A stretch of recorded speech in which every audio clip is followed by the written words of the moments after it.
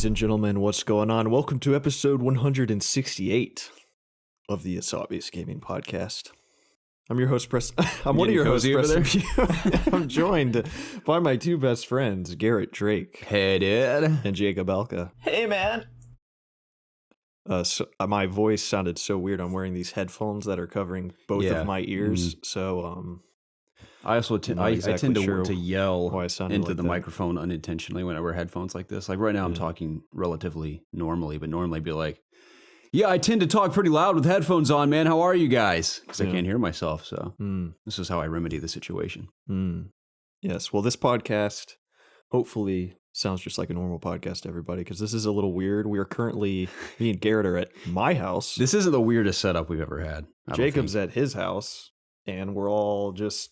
we're talking to Jacob over the interwebs. This is the first time Jacob's joined us remotely. Yeah, so Jacob's kind of doing what I typically do. Yes, and I'm very nervous about if this is going to turn out okay. So hopefully it does. He's also using a vastly inferior microphone to ours, so it's going to be quite the dynamic listening experience this week. We apologize. Also, no video. I have the camera in my possession, but it's not the best lighting setup, and considering the situation, I didn't really see the point in implementing the video this week. So audio only, but it's going to be a good time nonetheless. Yeah, we're just sitting in my I'd like to point out that this is very awkward, not being able to see you, like at least one of you talk, because I can't really pick up on when it's okay for me to speak. So right, it's weird.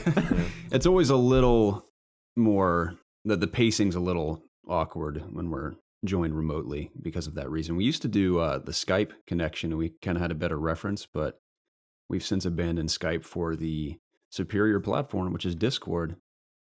Yeah. Does Discord have video chat? Yeah, it does. Nice. Could have used that. Oh, yeah, we could have. All right, guys, let's start over.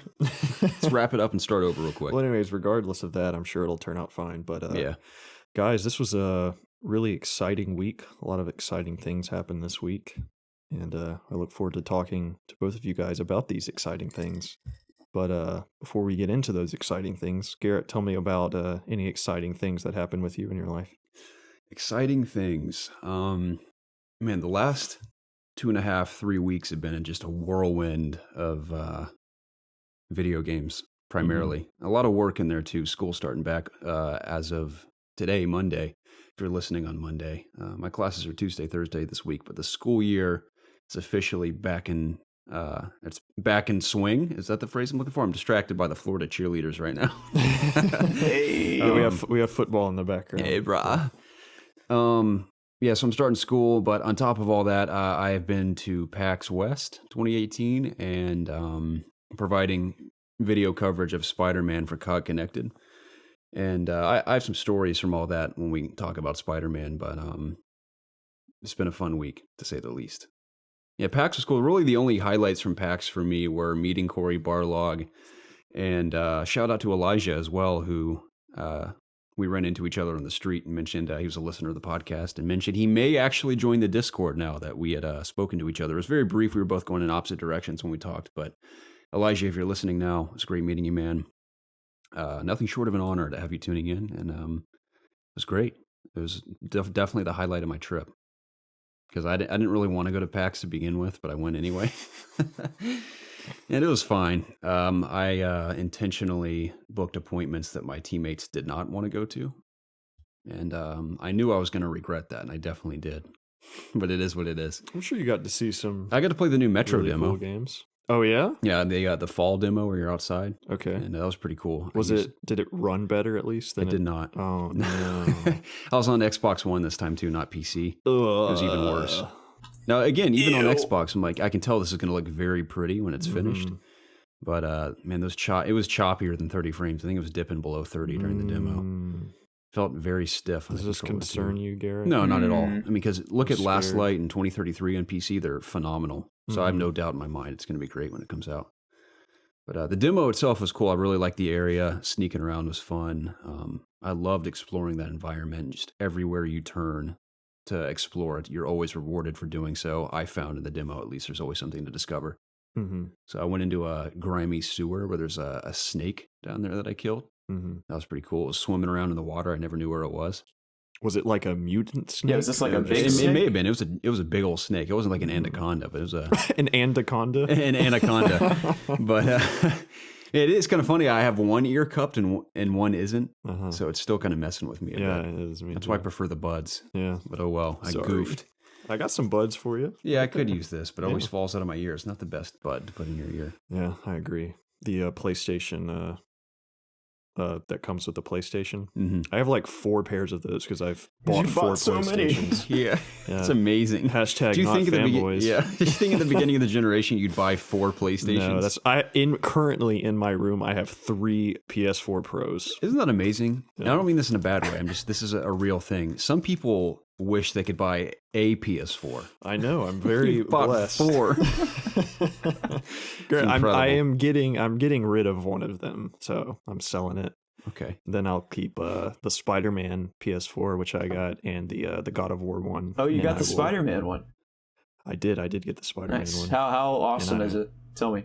Oh, it's beautiful. It's gorgeous.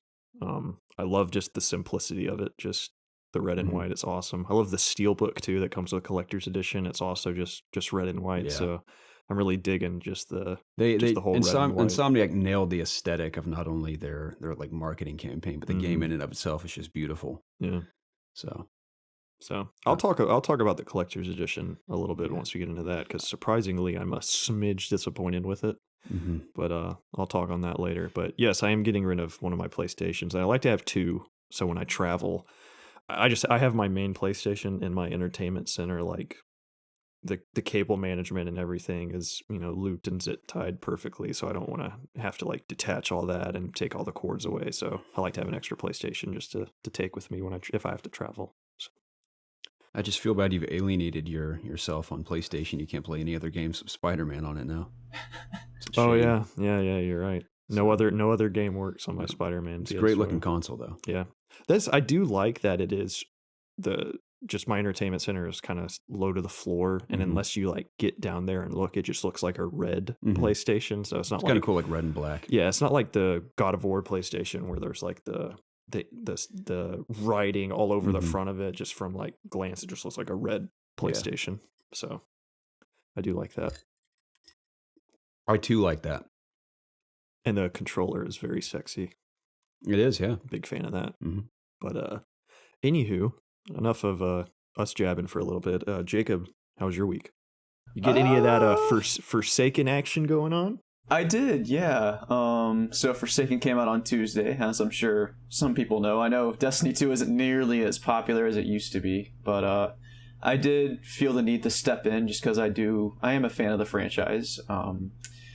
But I haven't finished the campaign yet. I've gotten to I've gotten pretty close. I'm on the last Baron, I guess. I have to go kill him, and then I guess I confront Uldren. So that's kind of where I am with that.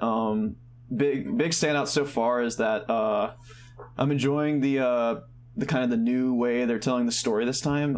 They're kind of using adventures to kind of, as your way of hunting down the Barons, which is kind of cool. The bow, holy shit. The bow they give you in the story is incredible. Preston. Yeah, everyone's raving about that thing. It's so fun. Like I've been comparing it on stream to like Far Cry 5's bow, but maybe even better. But it's just so snappy and it just feels really good when you use it. Preston, what are your thoughts on the bow?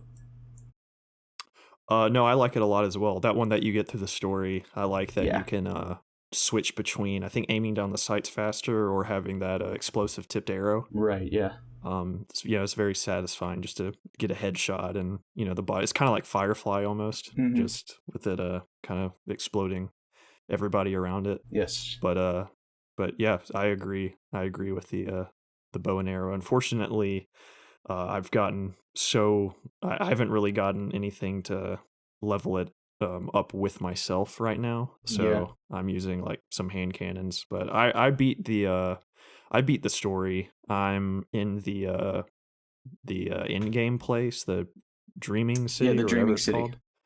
Yeah, I've been there for a few hours, and I've kind of hit a wall with finding gear. I'm at light level 500 and like 1 or 2, I think. And a lot of the in-game content there, I think, is like 550. So I'm just trying to get my armor level up. But I do agree with you. I really, really like the story missions, or those adventure missions. I think all the boss fights against all the barons are really cool. I like the small mechanics they kind of put in there. Like, I don't know if have you done the bomber guy yet? Yeah, he was tough. Yeah, he was cool. I liked you had to defuse bombs as you fought him, or the trickster person who would leave fake ammo on the ground that could explode. I just like how every single boss fight brought like a new mechanic. It actually felt like a legit boss fight that you had to go through like stages with them. And there was one that was obsessed with like Hive, and he was like a Hive lord or something. Yeah, that was cool. But like just like you said, I'm enjoying a lot of the ways they're telling the story. The new supers are cool. I mean, I've only unlocked one so far. I unlocked the giant Titan Sunbreaker hammer, and it's much more powerful than the smaller hammers in the other subclasses. But it's cool. Like your R1 ability. Well, I guess it's not R1. What is it on PC? I guess left click. F. Well, left click is. Yeah, I'm talking about the abilities when you use the super. Gotcha. He does like a spinning whirlwind strike with his hammer, which is really cool.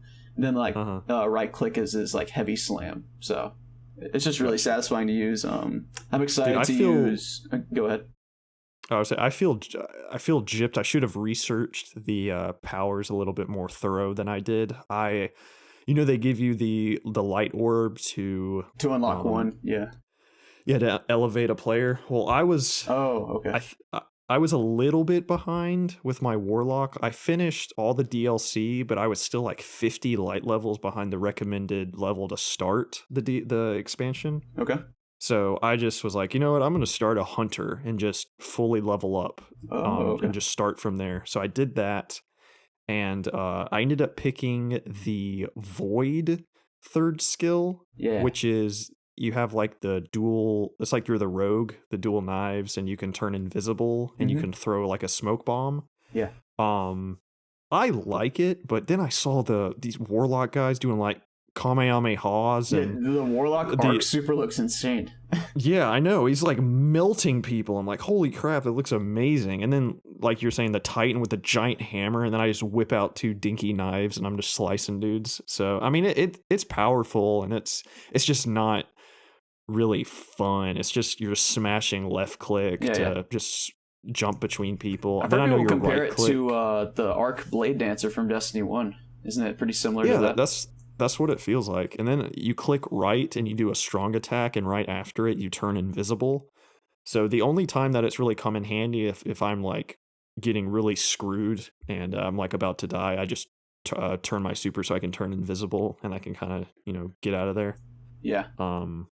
But besides that, I'm just taking down like a ton of mobs at one time. I'm not too impressed with it. But is there a way to unlock the other ones, or am I kind of just stuck with this one? I think there is. I've heard like people mentioning on Twitter that there's an event you can do in the end game somewhere in the Dreaming City that has a chance to drop those items you need to unlock the other subclasses. But okay. I haven't even finished the campaign, so I'm a little fuzzy on what is even after that. So gotcha. Yeah, I put a lot of time into it on Tuesday and Wednesday. Then Thursday I couldn't really, and then obviously Friday Spider-Man came out. But from what I played Tuesday and Wednesday, I really enjoyed it. Yeah, I'm playing a lot of games right now, and on top of that, I actually worked a lot this week, and I was working on a lot of things just on my own time, so I didn't have nearly as much time as I would have liked to jump into both Destiny 2 and Spider-Man, actually. But, I do plan on finishing the Destiny 2 campaign tonight, so I'm excited to do so, I guess. I don't know where I was going with that. Yeah. But yeah, Destiny 2 is cool so far. Nice. I've heard nothing but good things about it. You like Gambit? Yeah. I tried it. Actually, I haven't tried it since the expansion's been out, but I tried it a couple games before when they had that free day over the last weekend, and I really enjoyed it then. It's a lot of fun. Shit. Okay, Jacob, slight spoiler, but everybody knows Cade got domed in the head. Yes. So that's not a spoiler, but as it's probably extremely obvious, he lost his a hand cannon, like the Ace or whatever it's called. Yes. And once you beat the story, you get an exotic quest to get that gun. And the I think it's like the first or second part is you have to get 5 kills of invaders with a hand cannon in Gambit. Okay. So I was like, well, that sounds a little challenging. Getting that. Yeah. Because there's only like a couple invaders every match, right? I know. And then with a hand cannon on top of that, I'm like, ugh, that's not going to happen for me. So. Cool. So yeah, cool. Well, we'll see you guys next week on the podcast. Totally. Bye-bye. But yeah, anything else you want to add for Destiny, Jacob? No, that about wraps it up. Cool, man.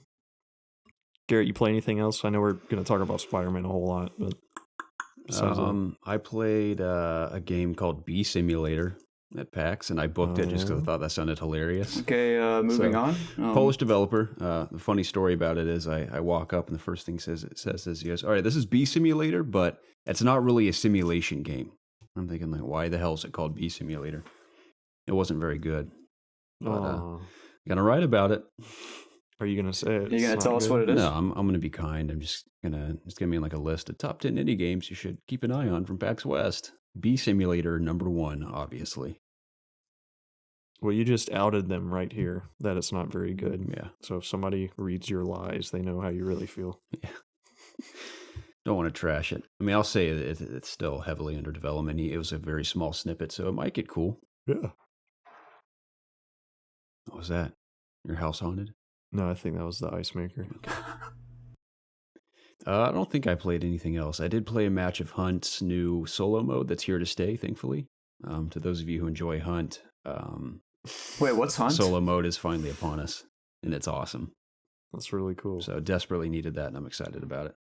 I didn't actually get to participate in the solo event where they were keeping a leaderboard of the top hunters and get a special reward at the end. I didn't get to play a single match during the event because I was out of town the whole time.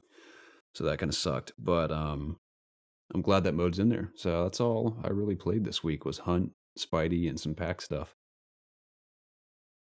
You okay over there? Yeah, I'm fine. You sure? I'll show you later. Okay. Yeah. There's something amazing I just saw. All right. But anywho, that's really cool, Garrett. Thanks for totally. sharing your PAX experience with us. Yeah.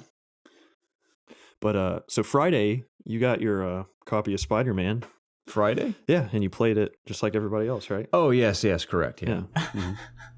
So how do you like it? That's great, man. I love it. Yeah. Really it cool. Is, in all seriousness, everything I'd ever hoped a Spider-Man game would be. It is truly a dream come true. Yeah. I have no complaints personally. Of course, I have a couple nitpicks, but other than that, dude, I think it's a flawless package for a Spider-Man game. What are they? My nitpicks? Yeah. Only nitpicks would be, it's funny. I've been loving the game so much, even after platinuming it, that I would have to think hard about what they were to begin with. So it may have been stuff that I got over after a while. It may come up and talk once we get to really into the trenches of talking about this. I know you guys have. I assume you guys haven't beaten it yet. I know you haven't beaten it yet. All right, yeah. Jacob, where are you at in the story? Obviously, without spoiling, have you beaten it yet? Okay, I'm a little embarrassed, but I just got my white suit. Oh, okay, so you've barely played. Yeah. Okay, that's fine. Whoa. What have you been playing? Too much Destiny? I haven't been playing anything, man. What have you been doing? I've just been busy. This weekend I've been helping my parents build a patio in our backyard. And it's taken a lot of time. Man, if Spider-Man had come out and my parents were building a patio, I'm like, sorry, that's going to have to wait. You have any idea what time it is? Yeah, I know, but I'm nice. You know, I want to help them out. They need my help. Yeah, you're a good son. You're a good boy. I'm excited because there's going to be a fire pit. Scholar. There's going to be a fire pit. I don't know about the scholar part. There's going to be a fire pit on the patio, and I'm excited about it. Fire pit, huh? Yeah. It's going to be a nice time. You can invite me over? Oh, yeah. Okay, cool. I've never been invited over other than to pick something up from your house. We'll have to have a little bonfire, record the podcast. It'd be great. It'd be fun to do a little, like a casual outdoor. I think it'd be a good setting for an Ask IOG. It'd be by a campfire with some cigars and some alcoholic juice, perhaps. Yeah. It's what it's being made for. Awesome. I'm Man, excited. are you tired? Oh, I was tired. I fell asleep earlier. I'm so tired. We didn't even do anything today. I was up all night. Oh, okay. So I kind of like was usual. a little bit. Played Spider-Man a lot. That's what I was doing. Yeah. So That's all I've been doing for the past 2.5 weeks is playing that game. Yeah. So I wanted to say, just in case for the sake of like PR reasons, I did play Spider-Man early for COG and provided video coverage. So any certain kind of impressions I have are purely based on that opportunity. So Copy provided by PlayStation. exactly, I'm not trying to take advantage of me acquiring it early. Just to make that clear, I know this podcast isn't like huge by any means, but you never know what could happen. You're Oh, so man, people selfish. are stopping you in the streets in Seattle, dude. So that's Elijah's the second OG I've met in person. So we'll see if it ever happens again. I never leave my That's house, great. so I'll never meet anyone. Yeah. I'm sure your mom stops you. I listened to your podcast. Yeah. Oh my God, thanks. Our moms say we do a good job. So Friday, I had to get some home stuff done, and so I'm waiting for my PlayStation, the Spider-Man one, to get in from Amazon. And typically Amazon drops things off before like noon here. So I'm waiting. It's noon. I like look outside. Nothing's there. 12:30. I look outside. Not there. 1. I look outside. Not there. Like every 30 minutes I take a peek outside. Nothing's there. And it gets to be like 5 or 6. And I'm thinking, this is ridiculous. Amazon always drops stuff off early. Of course, this one thing that I'm looking forward to, like I wanted to play Spider-Man all day, they're taking forever to deliver. And then it hit me that I moved and I forgot to change the address. So I jumped in my car and sped to my old house as fast as possible. And the PlayStation just sitting on the front porch there. So yeah, it sat out in the hot sun just all day. So got home, booted it up. It works fine. So, but I pretty much wasted an entire half day not playing Spider-Man because I was too stupid and forgot that I sent it to the wrong address.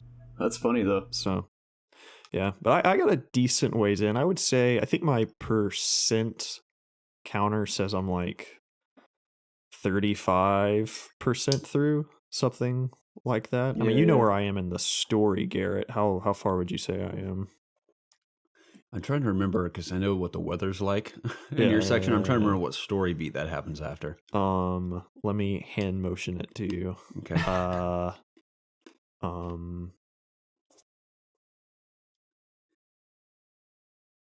Playing charades with Garrett right now. Okay. I think I know what you're talking about.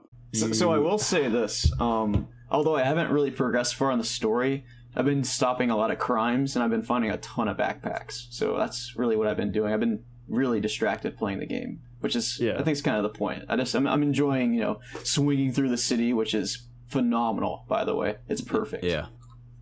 And okay. I've been in the lab a couple times, but I just got my suit literally before I got on the podcast. Yeah, obviously we literally can't talk about any details whatsoever because obviously there are people who may not even be as far as you. There may be people who plan to play it in the coming days or weeks that have not played it yet. So I don't want to spoil absolutely anything at all about the story, but I guess to get the story stuff out of the way, coming from someone who has beaten the game, again, no spoilers, it is, in my opinion, the most predictable Spider-Man story I've ever seen in my life, but it was awesome nonetheless. The writing is exceptional. All the performances are wonderful. The character animations are just breathtaking. I was blown away at how realistic they look. It was almost Naughty Dog level as far as the animations were concerned.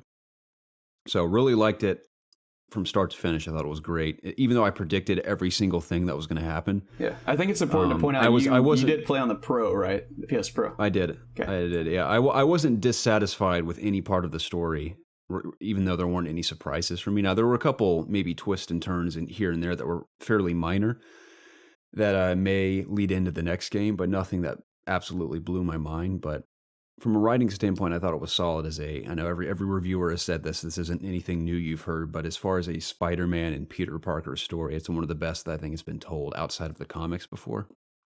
So I loved it, man. I'll do probably a spoiler. Maybe I'll wait till you guys beat it because Preston's got a ways to go still, but maybe a following week if Preston's beaten it, we'll do like a spoiler talk. Because I imagine another week or so, everyone will pretty much have been through the story by then. Most people. So maybe we'll reserve it for a week from now. I think that's a good idea. Yeah. But a whole lot to talk about, though. There's a lot of good stuff in there. So. Yeah, so far it's I don't think I'm really deep enough in it to like I where I am right now, I don't really know where the story's coming, but I'm sure once like the if you're saying it's that predictable, once the like main things I guess start happening, I might be able to follow it. But I do like the different takes on certain characters Mhm. so far. Like just the way you even acquire the advanced suit, I think is pretty cool. Yeah, it's stuff like that that I really want to get into is the details like that Yeah. were cool for me as well. Mhm. I will say I think one of the most impressive aspects of the writing is all the motivations of every single character are not only believable but very feasible. I believe why every single character, whether they're a good guy or a bad guy, why they're doing what they're doing, and that was very impressive to me. So I like that a lot. Yeah. It's hard to navigate the waters of the story without No, for spoiling sure. something. So, and again, even though in my opinion there isn't much to spoil, it's the smaller details of the story that I think are worth preserving for people to discover on their own. Mhm. So, yeah. Anything else you guys want to add about the story that we can do without spoiling it before we talk about other stuff? Um, I guess. Oh, excuse me. I guess story wise, I like the backpack objects. How they kind of add just the world building they add, Totally. like just again non spoiler things. But I found a menu from Peter and Mary Jane's first date, and I just like how he makes little comments about Mm-hmm. things like that. Yeah, it'd be one thing Um, if it's just like a little paragraph to read, Yeah. but the fact that he voices over it and kind of shares a memory from whatever it is cool. Yeah, and it's cool. Sometimes it's just, a sentence or two, but once you pick up a backpack, it says push triangle, I believe, to examine it. It's good to just go ahead and push that and just wait for a little bit, and he'll talk about the particular object. And some are just whatever, but there are some pretty cool ones that kind of explain some things that might have happened in the past, like some villains maybe. That's what I love about what they achieved through the open world itself is with collecting those backpacks. The story as well, of course, and the environment, but especially the backpack items really give you a great sense of where Peter's been and how he got his start and who he's faced off with in the past. And little hints here and there that really, like you said, build the world and build up his history as this version of Spider-Man.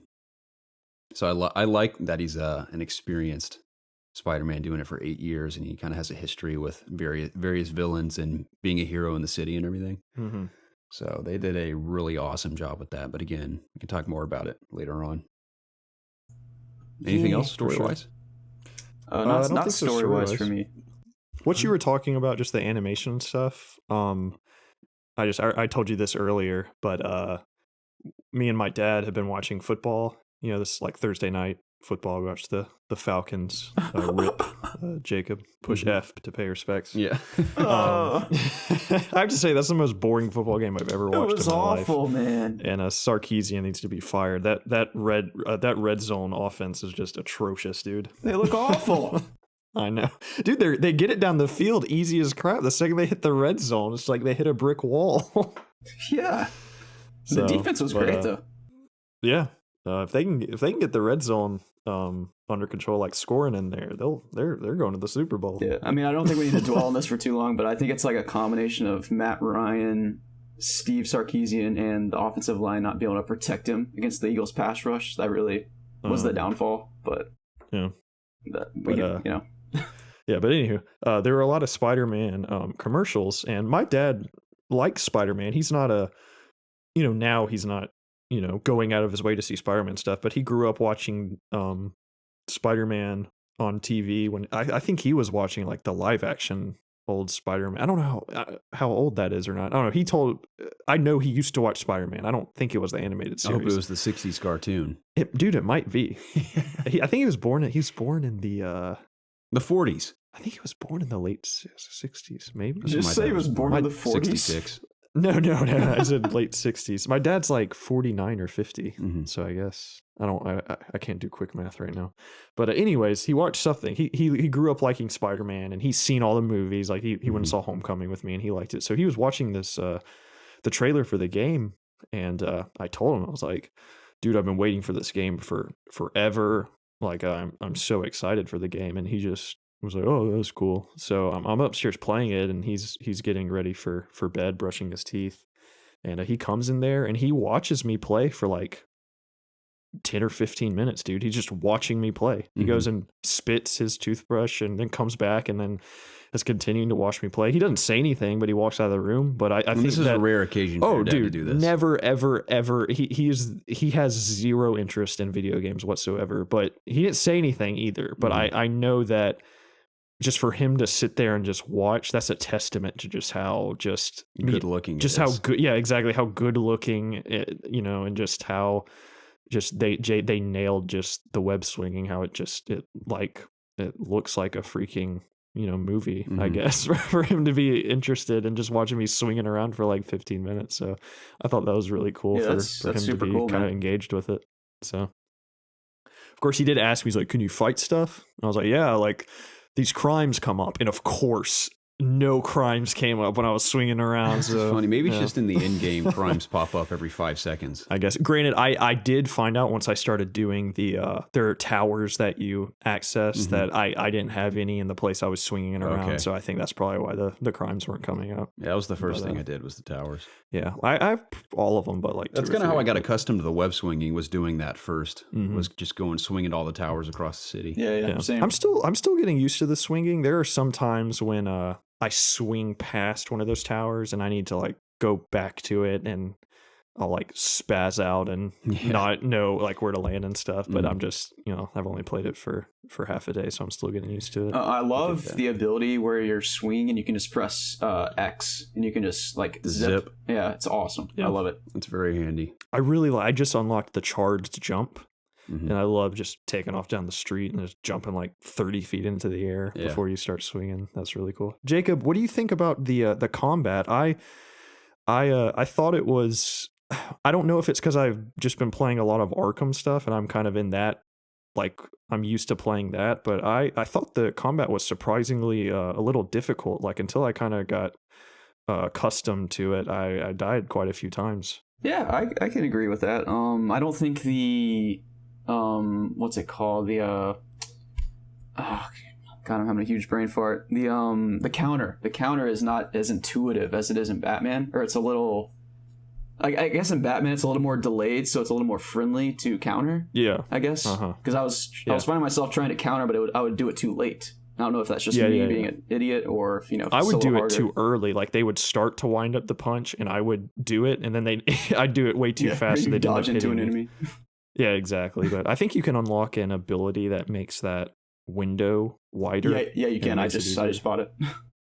Yeah. So, but I agree. It was a little more complicated, but I have started unlocking more abilities and I've kind of learned to kind of chain them and, make myself more elusive, I guess. So I'm finding the game a little more easier now. Yeah, and definitely air juggling helps a ton. Just getting, if you're in a group of enemies, just to kind of get out of there, doing the swing kick to kind of clear. Yeah, picking up objects around. Yeah, using your gadgets is super important.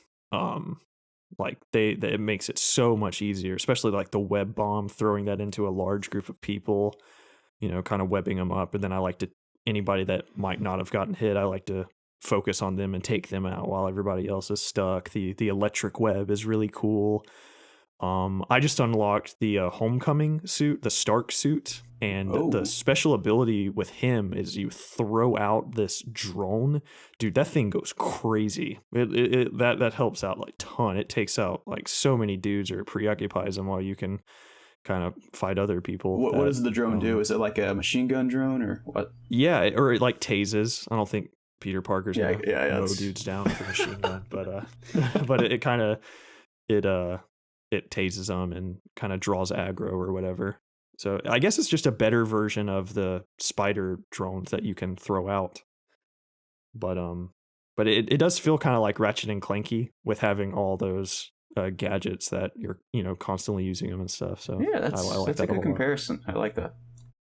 Yeah, and then learning to Garrett told me to do this is when they're laying on the ground, just start webbing them up and they'll stick to the ground. Or when you're webbing them up, if you throw them into the air and then smack them back down on the ground, they'll stick. So when you kind of learn those combos, it makes it easier. That's a good tip. That, and if they're standing near like a car or a wall, anything with something directly behind them, if you web them up, they'll stick to it. Yeah. That's the first thing I'll plug this because I think it's legitimately helpful. Is the combat tips video I made for COG, and I think it's one of the only ones out there right now, and it's pretty on the nose. Like it's kind of obvious what you should do, but I mean it's also designed in a way if you've acquired all the abilities and gadgets. So it's more of like once you've progressed farther in the game where it's very helpful. But I think combat really starts to shine when you acquire everything, because that's when you can get most creative with it. Yeah. And yeah, I think the first gadget you should upgrade all the way is the standard web shooters, because they are handy in every single situation. I mean, all the gadgets are awesome, of course, and there's literally, and I barely scratched the surface in the combat tips video, which is so cool, but there are so many ways you can mix and match them to tackle certain situations. But just the standard web shooters, if they're maxed out, you can just spam them like crazy and they come in really handy. Yeah. And I really do recommend that video. It's on our announcements tab in Discord. If you guys legitimately struggle with combat and need a few tips, I think it's actually pretty helpful. Yeah. That's why I did it, because I was like halfway through the game, I was like, man, this combat was kind of hard in the beginning, and I was like, I feel like people may or may not want some tips. So should I watch it now, like someone that hasn't unlocked a lot of things yet? Would it be a good time? I think it's still helpful. It gives you a general idea of certain things, and a couple of the tips don't have anything to do with like using all the top level stuff. It's just basic, like using WebZip properly or WebStrike and your basic web shooters and stuff, blah blah blah, and dealing with guys in certain areas versus others. So I think I'll again, give it a watch. it's way more fun when you have everything unlocked, but it's still helpful regardless. So yeah. I was gonna say, yeah, combat is great, man. I still have fun with every single fight because once you have everything unlocked, there are countless ways you can tackle every situation. But one of my favorite things every single time is one of two ways to deal with guys on rooftops. If it's a really tiny roof and you're web swinging up high and you leap high into the air and then do a ground strike where you hold square and X and then slam onto the ground, all of them will just launch off of the building all at once. And I love watching their ragdoll bodies fall and eventually and you could hear it sounds so far away, just the little trip mine shoots out from them and they stick to a building, like hanging really high up in the air. That's pretty cool. It's a nice touch to not see the ball. Like in Spider-Man 2, for example, you can knock guys off roofs or off rooftops and they would just all ragdoll and hit the ground. Mm-hmm. But in this one, I like that added touch that, yeah, Peter obviously doesn't kill people. So if they fly off the building, they'll eventually stick to something. Dude, I killed somebody. I killed someone too. I was going to say it's glitched once and I knocked one in a weird spot to where it wouldn't do it. And he just fell 1,000 feet and hit the ground. I was doing this one side mission where I had to disarm these bombs and I went to a roof. And I don't even know how I did it, but I air juggled him and I was just doing a standard combo and like kicked him with both my feet. And then I turned the camera around and I'm like 30 feet from the building. I have no clue how I got that far out there. Mm-hmm. And I zipped to the building and I turned back around and he was gone. Dude, he was like, he was flying across the map. Yeah. Like there's no way that guy's living. So it's funny. I've, another fun gadget with rooftops doing that same kind of thing is using the concussive blast gadget, where it's just a shock wave of air and they just go flying down the street. And I see guys web zipped all over, just all the way down the street against different buildings as I've launched them so far. I do like, I don't know if you already said this, but I do like sometimes when you're fighting somebody, you will see him like leave a line on him as he goes and he'll stick to the side as it goes down. I haven't seen that every time, but when I do see that, I think it looks pretty cool. It does look cool. So it's almost like it reminds me of in Arkham Knight when you're just driving along with the Batmobile just running over dudes. You're like, oh, they're fine. They're cool. I didn't kill them. Yeah. So if you I guys... like a lot of the suit powers too. What are you going to say, Jacob? Sorry, I was going to change the subject, but if you guys want to keep talking about suits, it's fine. Yeah, I was going to get down and dirty with each kind of facet of gameplay, you know, like... Okay, that's fine. Like, we didn't talk too much about web swinging. I have stuff to say about that. And combat in particular, the gadgets are cool, obviously. I think the combat itself feels very fluid and satisfying when you're leaping around and everything. And when you really master the mechanics and get used to the way that game feels... it'll feel totally natural. It's funny because half the time I'm doing stuff, I'm not even thinking about the buttons I'm pressing. Like most games, it's just total muscle memory. And you can really make stuff look awesome in the combat. But the suit powers really do take it to the next level and really spice up each scenario depending on what you have equipped. I think the most useful one, in my opinion, is just the advanced suit standard special ability. It's called Battle Focus, where your focus meter constantly fills up while you're fighting. So you can do finishers on guys left and right just repeatedly and take out 10 guys really quickly that way. Yeah, this Another is what I really actually cool wanted one. to talk about was the focus. How do you guys feel about the focus? Like, do you like how you consume it to get health back? Do you like that mechanic in the game? Oh, I love that. Yeah. I mean, I don't ever take hits anymore because I'm just so used to fighting each type of enemy that it's almost too easy. That's why when I do New Game Plus, eventually I'm going to play it in the hardest difficulty because I actually want it to be a challenge again. But when I was getting hit a lot in the beginning, I appreciated that a lot. Is if you want to save up your focus to activate your ability, or if you want to use it to heal yourself, is kind of cool. I know there's one ability that heals you at a certain point automatically. I like the classic suits ability, I think it's called Web Whirlwind or something, or Web Tornado, where you leap up in the air and shoot web everywhere. Not only does that look very cool, but again, if there's anyone around objects or walls, they all stick to it instantly, which is cool. You can take out a large group that way.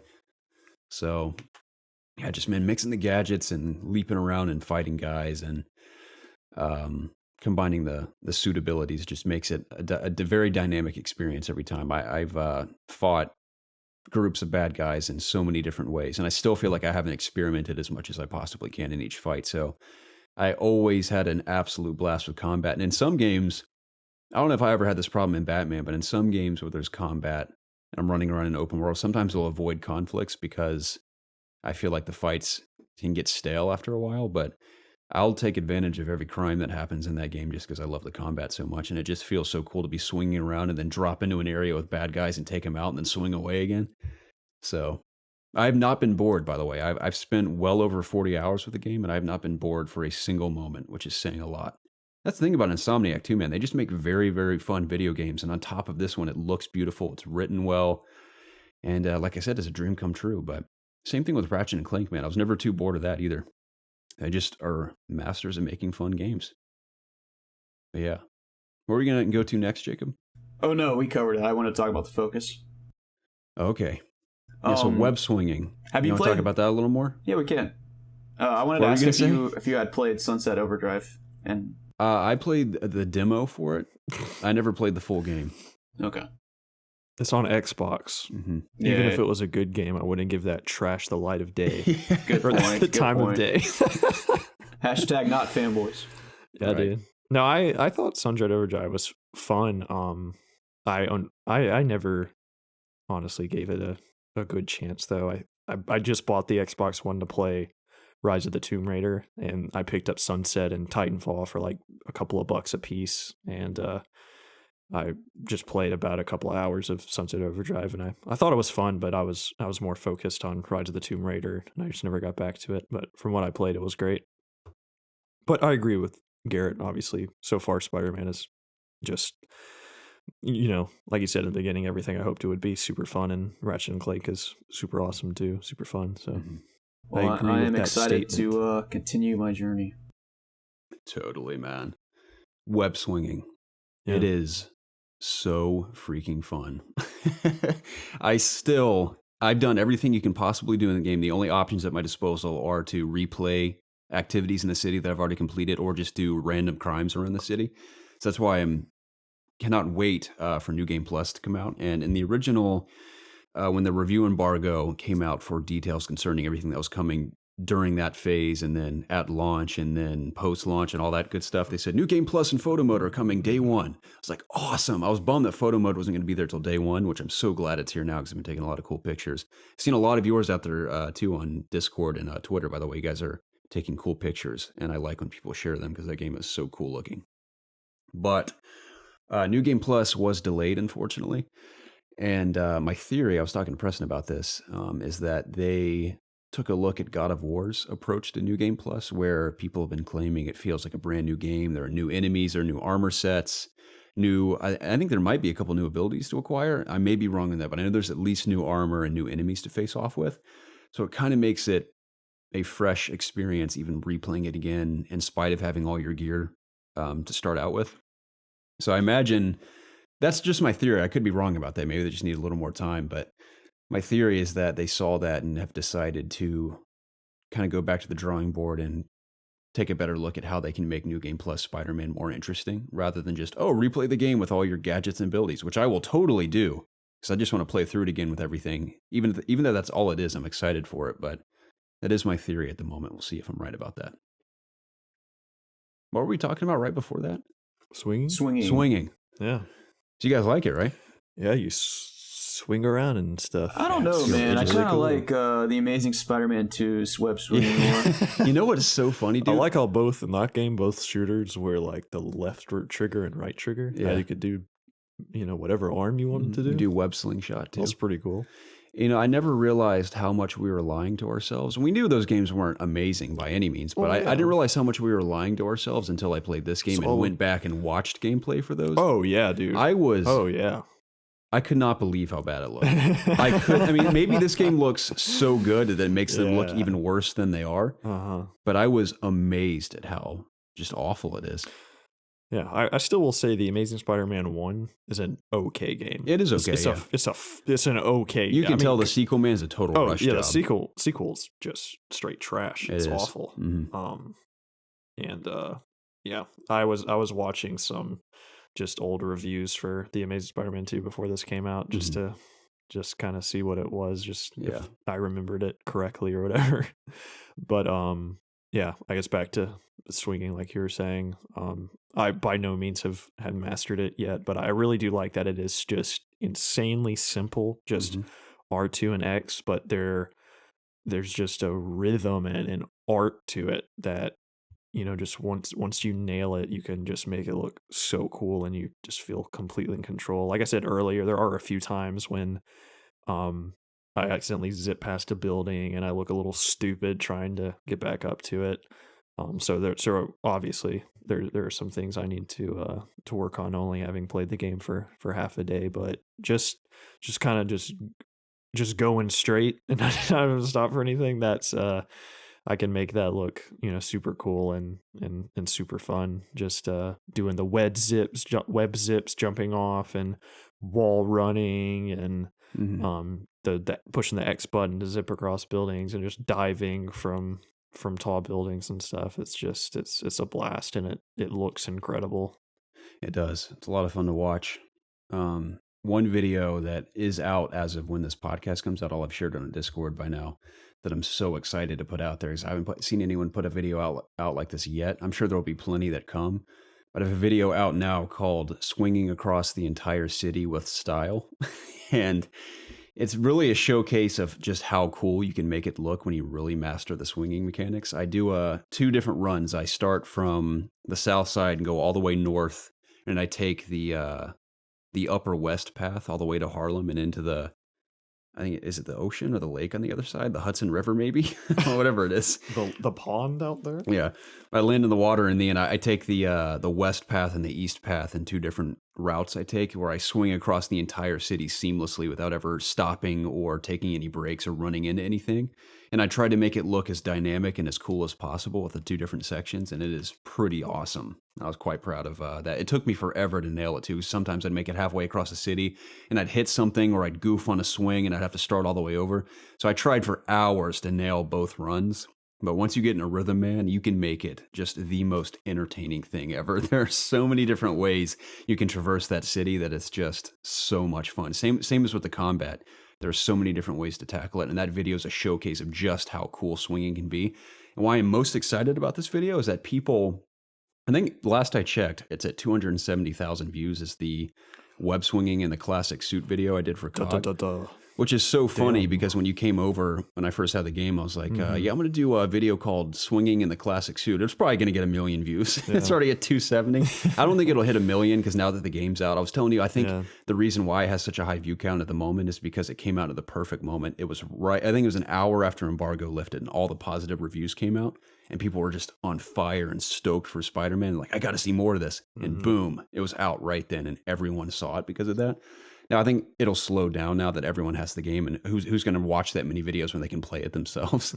But this video in particular, I'm hoping I can draw people from that video to this one, because everyone's like, this is so cool looking. And that video is fine, but that was a while ago when I was still getting used to the swinging. But this one, man, is just the coolest looking way you can swing in the game.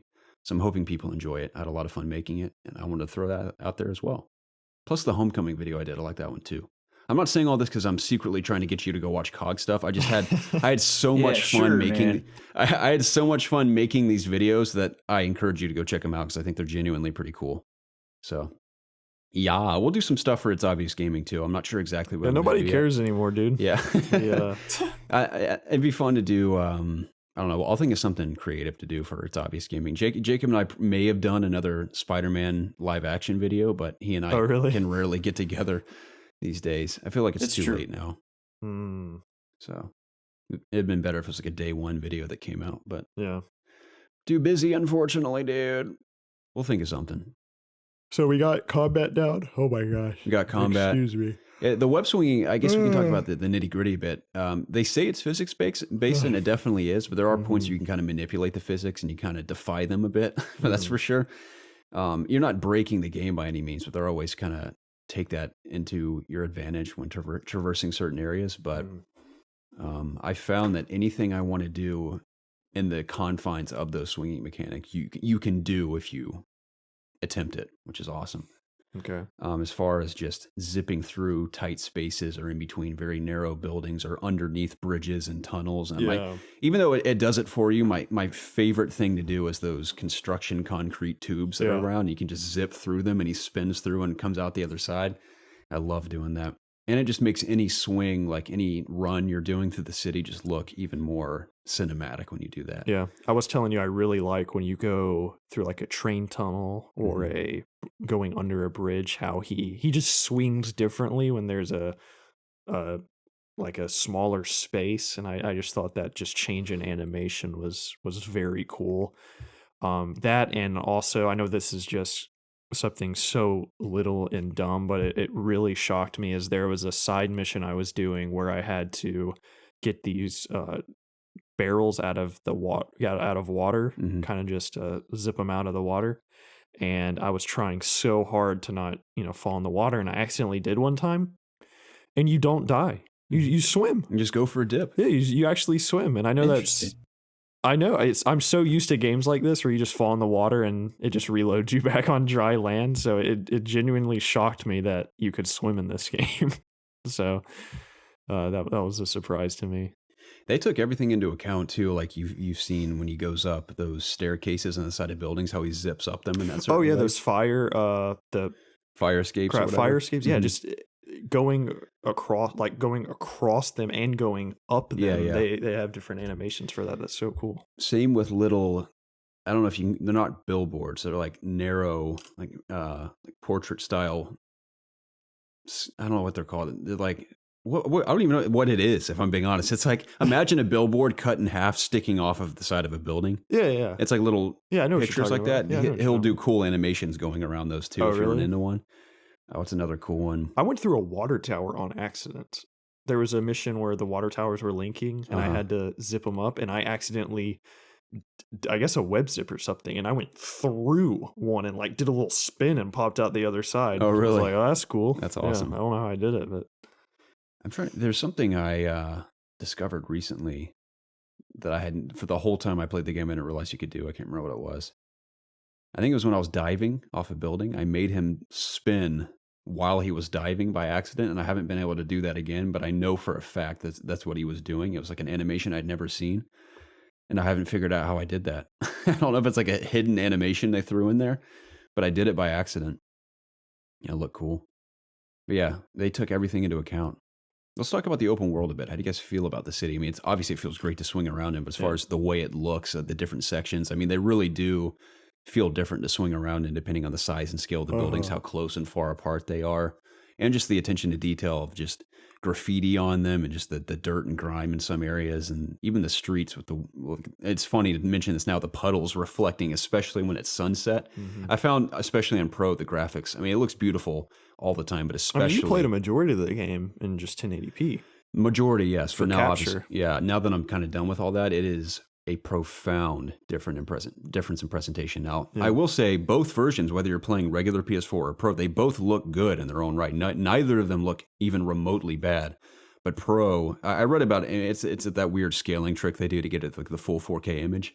But even that trick makes it look completely different from the standard 1080p version. It is night and day. It's gorgeous. Yeah, I mean, I showed you. And with HDR, of course. Oh yeah, I've been playing Arkham Knight on my PC, and I've been hooking it up to my TV, and we were playing that in true native 4K, and just comparing that to Spider-Man, it looks really freaking good. Even it's not native 4K, but that checkerboarding or whatever they do is just really impressive. The image they can show with that, it looks pretty dang close to native, in my opinion.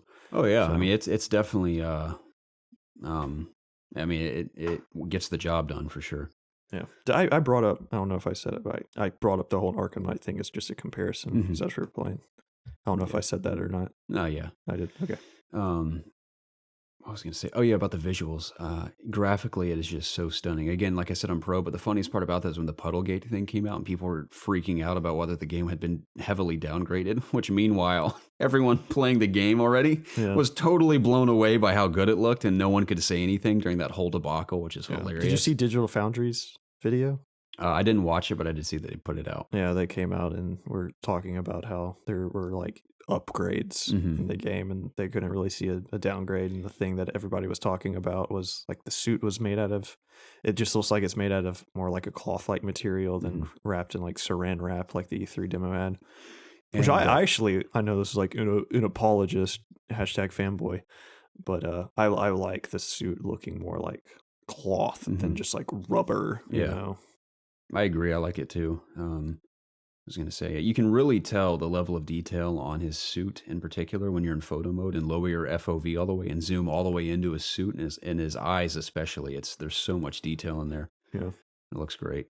I love that I don't know if I would have picked up on it unless you pointed it out to me, but I love that you can see where the mask hits his neck. Yeah, I think that's a really cool just detail how in the movies it's clearly not a mask when they put it on. It's just a one piece where the mask is perfectly connected to the suit. So I think that is really cool how you can see like almost a seam there where it actually acts as a mask. Yeah, I like that a lot. Yeah, they do that with every single suit in the game. It's a great detail because that always bothered me in the movies. I mean, it doesn't take me out of it, but you can tell, like you said, they just zip them up into the suit. It's like a giant one piece. So I appreciate that detail. What's something else?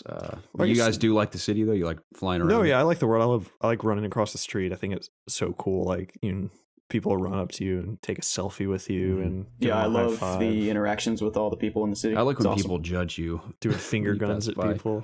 Like when people are like, someone will be like, "You're shorter than I imagined," or someone will be like, "Do you have like a weird disease? Is that why you're in that costume?" And then, of course, J. Jonah Jameson's podcast is awesome, too. Yeah. I love I can't speak to specifics, but what's going on in the story right now, the things that he's talking about and a particular guest that he just had on, I thought it was pretty funny, if I think you know what I'm talking about. Maybe. Might have to tell me after. Okay. Yeah. But you could use hand motions again. Yeah. Another round of charades. But yeah, I really like how he tunes in. Like if you stop a bank robbery or stop a kidnapping, he'll comment on it later, and he kind of just chimes in throughout the story. And he also comments if you activate a crime and you don't. I love that. Yeah. That's cool. Like Spider-Man swung right by when I was in a car wreck or someone was kidnapped, and he's like, "Well, he doesn't save everyone, and it's because he has his ego's too big. He only does it for himself." Yeah. So it's cool. Very cool. There was again, I don't want to get into specifics, but I'll be as vague as possible. He talks about an origin story for a particular villain that I don't know if that's legit canon or not. Do you know what I'm talking about? Yeah. Do you know if that's canon? I think in this world it is. I don't know if it has been in the past. Okay, because I thought that was very interesting.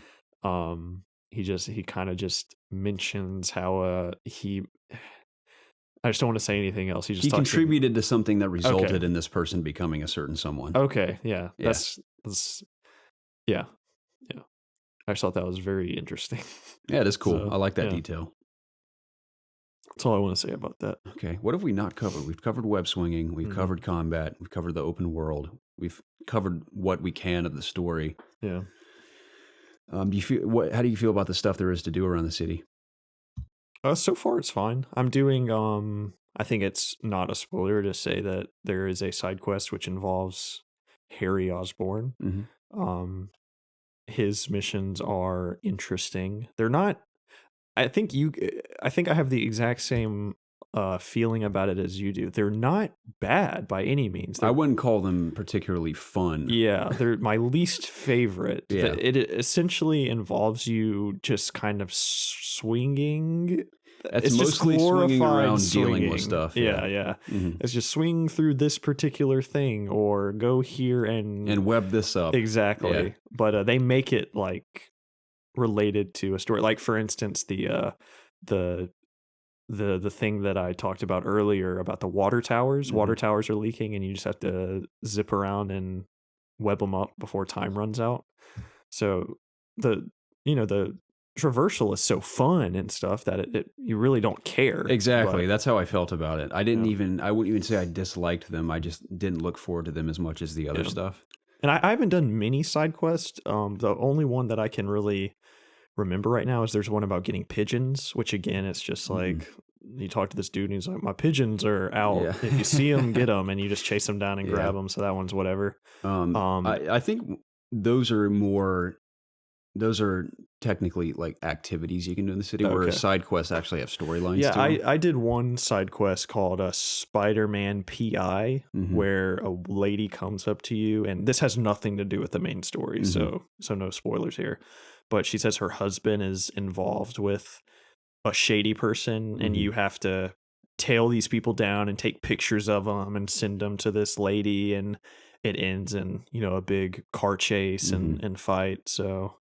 I think that's one of the only side missions that I've really done. Yeah, some cooler ones start to pop up. Same with that's what I liked about the city activities is that one of my concerns before the game had come out was how will they make those activities interesting for an extended period of time, and how they do that is all the activities, in particular active crimes like car chases and hostage situations and robberies and stuff, all begin to evolve throughout the course of the game. So when you're doing them later on, they aren't quite the same as they were when you first started. And more activities begin to pop up as you progress through the story as well that keep things interesting. So I was never bored while I progressed. Now that's why I'm eager for New Game Plus, because yes, I can replay all that stuff, but if I want to start fresh with all my gear and everything, obviously I got to start over. But I was never bored at all. And I'm still like, I wish I was playing it right now, honestly. So I enjoy it a lot. That's cool. Yeah, do you like the city activity stuff, Jacob?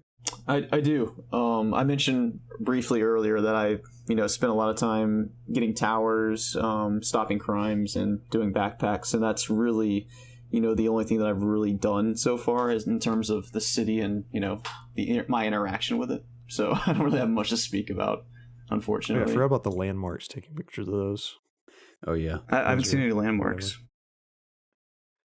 Let me ask you this really quick, Garrett. Is there a way if I'm hanging on a ceiling to drop? Yep, just hold left trigger and down, and he'll do that. Okay, cool. Yeah, because I would pull out my camera when I was on a ceiling, and I would get in that phase, but I couldn't figure out how to do it without pulling out the camera to do that. So that's cool. Anything else? The only thing I liked about the landmarks is that some of them were actually cool places I wanted to see and help me figure out where they were. Like, what was Dr. Strange call this place? I wanted to call it the Magical Emporium, but I think there's an actual name for it. I can't remember, the Sanctum Sanctorum or something. Yeah, I don't know much about Dr. Strange. I really liked his movie though, and he was badass in Infinity War. But I like discovering that. Avengers Tower, of course, is blatantly obvious where that is. But yeah, I really liked the Nelson and Murdoch location where Daredevil and his buddy hang out. Oh yeah, the investigative. Yeah, they're place. attorneys at law. Their law firm. Yeah, I just took that picture. Yeah. That picture Yeah. the other day. I like that touch. I was hoping I'd swing through Hell's Kitchen and see like graffiti of Daredevil on it, because obviously that's his area he defends. Yeah. I think that'd been so cool if there's like maybe there is. I haven't explored every nook and cranny of Hell's Kitchen, because if you just walk around the city, there are so many things to see. Because I'm so used to just zipping across the city at breakneck speeds that if you really stop and look around, there's a lot to take in. Yeah, you're busy swinging across the city. I'm just gonna take a nice jog across the city. It's only a matter of time till someone puts out a video walking across all of New York in Spider-Man. Yeah. But riding a car, sitting on top of one. Yeah, or swimming all the way from one end to the other. You could do that. But I was hoping maybe there is. I haven't found it yet if it's there, but I'd love if there's a little graffiti nod or something to Daredevil. Dude, they don't play around with their QuickTime events, dude. If you don't start the second it starts, you lose. Yep. Like you gotta anticipate those matching squares when you're stopping a car or something, because it's over if you don't. I like the QuickTime events in the cutscenes because all they're doing are making the cutscene interactive instead of something blow your mind over there? No, Kentucky's up Florida 21-10. Oh, yeah. They haven't won in 31 years Against Florida? Yeah. Oh my goodness. I know. Oh, good for them. Gosh, that would just make me as a Georgia fan the best day ever, just for Florida to lose on top of this. So, it'd be great. It has been a good day so far for college football, specifically the Georgia Bulldogs. Oh yeah. What were we talking about? The city, Daredevil. I was talking about Mashing Square. That's right. I like the QuickTime events and cutscenes. Yeah, remember the first E3 event? Everybody was freaked out about all like the game was just going to be QuickTime events. Yeah, so far from it. Yeah, I mean, there's like, I'm past the E3 demo part, and that part was really cool to actually play through because it legit plays like exactly the E3 like demo. the demo. Yeah, I was every time the crane would break something, I'm like, oh, I got to bounce off that, just like the demo. So I was trying to replicate it. Totally. But that scene where you have to, we didn't talk about the parkour system, dude. It is solid, flawless. It dude. is. The animations and just I haven't tried to go over anything yet or something where it like messes up the animation or anything. It always looks solid, and I love the automatic flip into a dive he does if you just hold R2 running off the side. How he'll just do like a backflip or something right into a dive to go down. I think that's so cool. Yeah, it's awesome. So, I mean, that's a big thing about Spider-Man is, I think, would you say a lot of the fun of swinging around is just that visual satisfaction of how cool it looks? Yeah, part of it is that for sure. I think that's a huge part of it. But just the presentation of it is just so cool looking. Because I mean, if you looked like in The Amazing Spider-Man 2, is that if you look like, because the swinging mechanics weren't necessarily bad, you just look like a complete goober doing it. Right. So it's just, I mean, these are really good, and it just looks awesome. It does. So yeah. I've heard a lot of people say, oh, there's a lot of animations that repeat. It depends on how you're swinging. If you're doing high speeds, he does different animations. And if you're leaping halfway through your swing, he does a bunch of different ones. But then if you're doing big dives and swoops. Yeah, it's like nobody's ever watched like the movie or anything. Nobody knows how to swing. Like if you watch like all these That's why videos I want to show you before I leave. Wait till you see how good I make the swinging look, dude. People are going to be like, I didn't even know you could do that. That's how mind-blowing it is. Because I just tried, like I said, for hours and hours and hours to just nail it. And I'm like, this is the ultimate showcase for swinging in the game. I'm excited to see it. So, I do need to show you IGN's review for The Amazing Spider-Man 2, how they swing at one point. It's like they are 5 feet from the ground and they're just like just like hopping across the ground. It's just awful. I mean, Spider-Man's very spread eagle in that game too. Yeah, like he looks like a big lanky sloth. I mean, that's Spider-Man. It's getting some air and just diving down to just do that swoop again. Like people that just like dart forward or just like, I've seen people just like mash X to like zip across. I'm like, what are y'all doing, man? Make it look cool. That was my main goal with the original classic suit swing. I was like, I'm going to make this look as cool as I can, but I have definitely. Dude, and people appreciate that too. If you read the comments, people are like, thank you, somebody that has made the swinging look, as cool as it is. That's why I love the Homecoming video I did too, because I knew 1 million people are going to be like, Homecoming suit gameplay. And people were requesting that in that web swing video. I'm like, I'm going to make this way cooler than everyone else on purpose. Yeah. So I basically turned it into a more action-packed version of that movie scene. Yeah. So Very that was cool. a fun one. But yeah, I always go out of my way with every video I did for this game to make it look as cool as possible. Mm-hmm. And not just to defend Insomniac. I want people to know how cool you can actually make it look. Yeah. So one more thing. Is it a spoiler to say that there is a cameo in this game of somebody? Cameo. Oh, are you talking about a cameo that's obvious? I would think it's obvious. I think people would like it. We won't say where it is. How about that? But I mean, okay. When we say cameo, I think people know who we're talking about. So Jacob, if I say there's a cameo, would you assume who I'm talking about? Yes. Okay. Okay. And I assume everybody else was, but I really liked the cameo that was in this game. I thought it was very cool. So nothing like big, but I just graphically, I was like, whoa, that's that looks like that person. Yeah, it does. You know what? Let's talk about a couple things we'd like to see added to the game. I would like to see two things, one of which is happening, which I'm excited about. They're adding sort of an immersive mode where you can completely turn off the HUD in the game. Mm-hmm. So you can just have the game itself, which I think would be great. On top of that, I think it'd be cool to add filters to the game world. For example, I think any of the photo filters would be cool to play on. I don't know how the rendering situation works with doing stuff like that. I think it'd be cool if I'm like, oh, I want to play the game with the noir filter on, or I want to play with the pop art filter on, or the newspaper filter, just to kind of make things interesting, especially in New Game Plus. I think that'd be kind of cool. Skins you want to see. I have a couple theories about ones that are missing. I have things to say about the current suits. Well, all 3 packs come with 3 suits. So we're getting 9 more suits. Yeah. That's awesome. So let's talk about the suits that are in the game. We'll talk about the ones that we are predicting to come and ones we would personally like to see. So suits that are in the game. Have you guys seen every single suit yet? I have, yes. Have you seen even the spoiler one? Yes. That suit is so badass. It's so cool looking. I love that one. I don't want to spoil it for people. I've seen them all. Unless there's like a super secret one that doesn't even show. Have you seen my suit video for COG? Because that is definitely all the suits currently. I've seen a suit. Because there was one that popped up for me after I'd already made one suit video. I was like, what the F? And it was an update that I think they hadn't updated. It was like a day one update. Oh, no. I haven't seen that one. And there was a side, it wasn't a spoiler. It's just a side quest you do that gives you that skin after you do it. Oh, okay. It's not the coolest skin in the game, but I'm like, oh, I guess I have to redo the video now. So you've seen all of them. Yes. In case people don't want to know all the suits in the game, we won't talk about the names really, but how do you feel about the selection? I think it's awesome. I think there's the obvious ones. Yeah, there are 4 or 5 that I am totally in love with, and the rest I don't need them. Yeah. But I appreciate certain aspects about them. I have to play the story with the advanced suit. I did that too. Just for lore purposes. Like I don't want to be wearing like homecoming suit in the cutscenes and stuff. Like it just doesn't feel right. So I'm saving like switching to different suits once I complete the story. And I still love the advanced suit. That suit is gorgeous.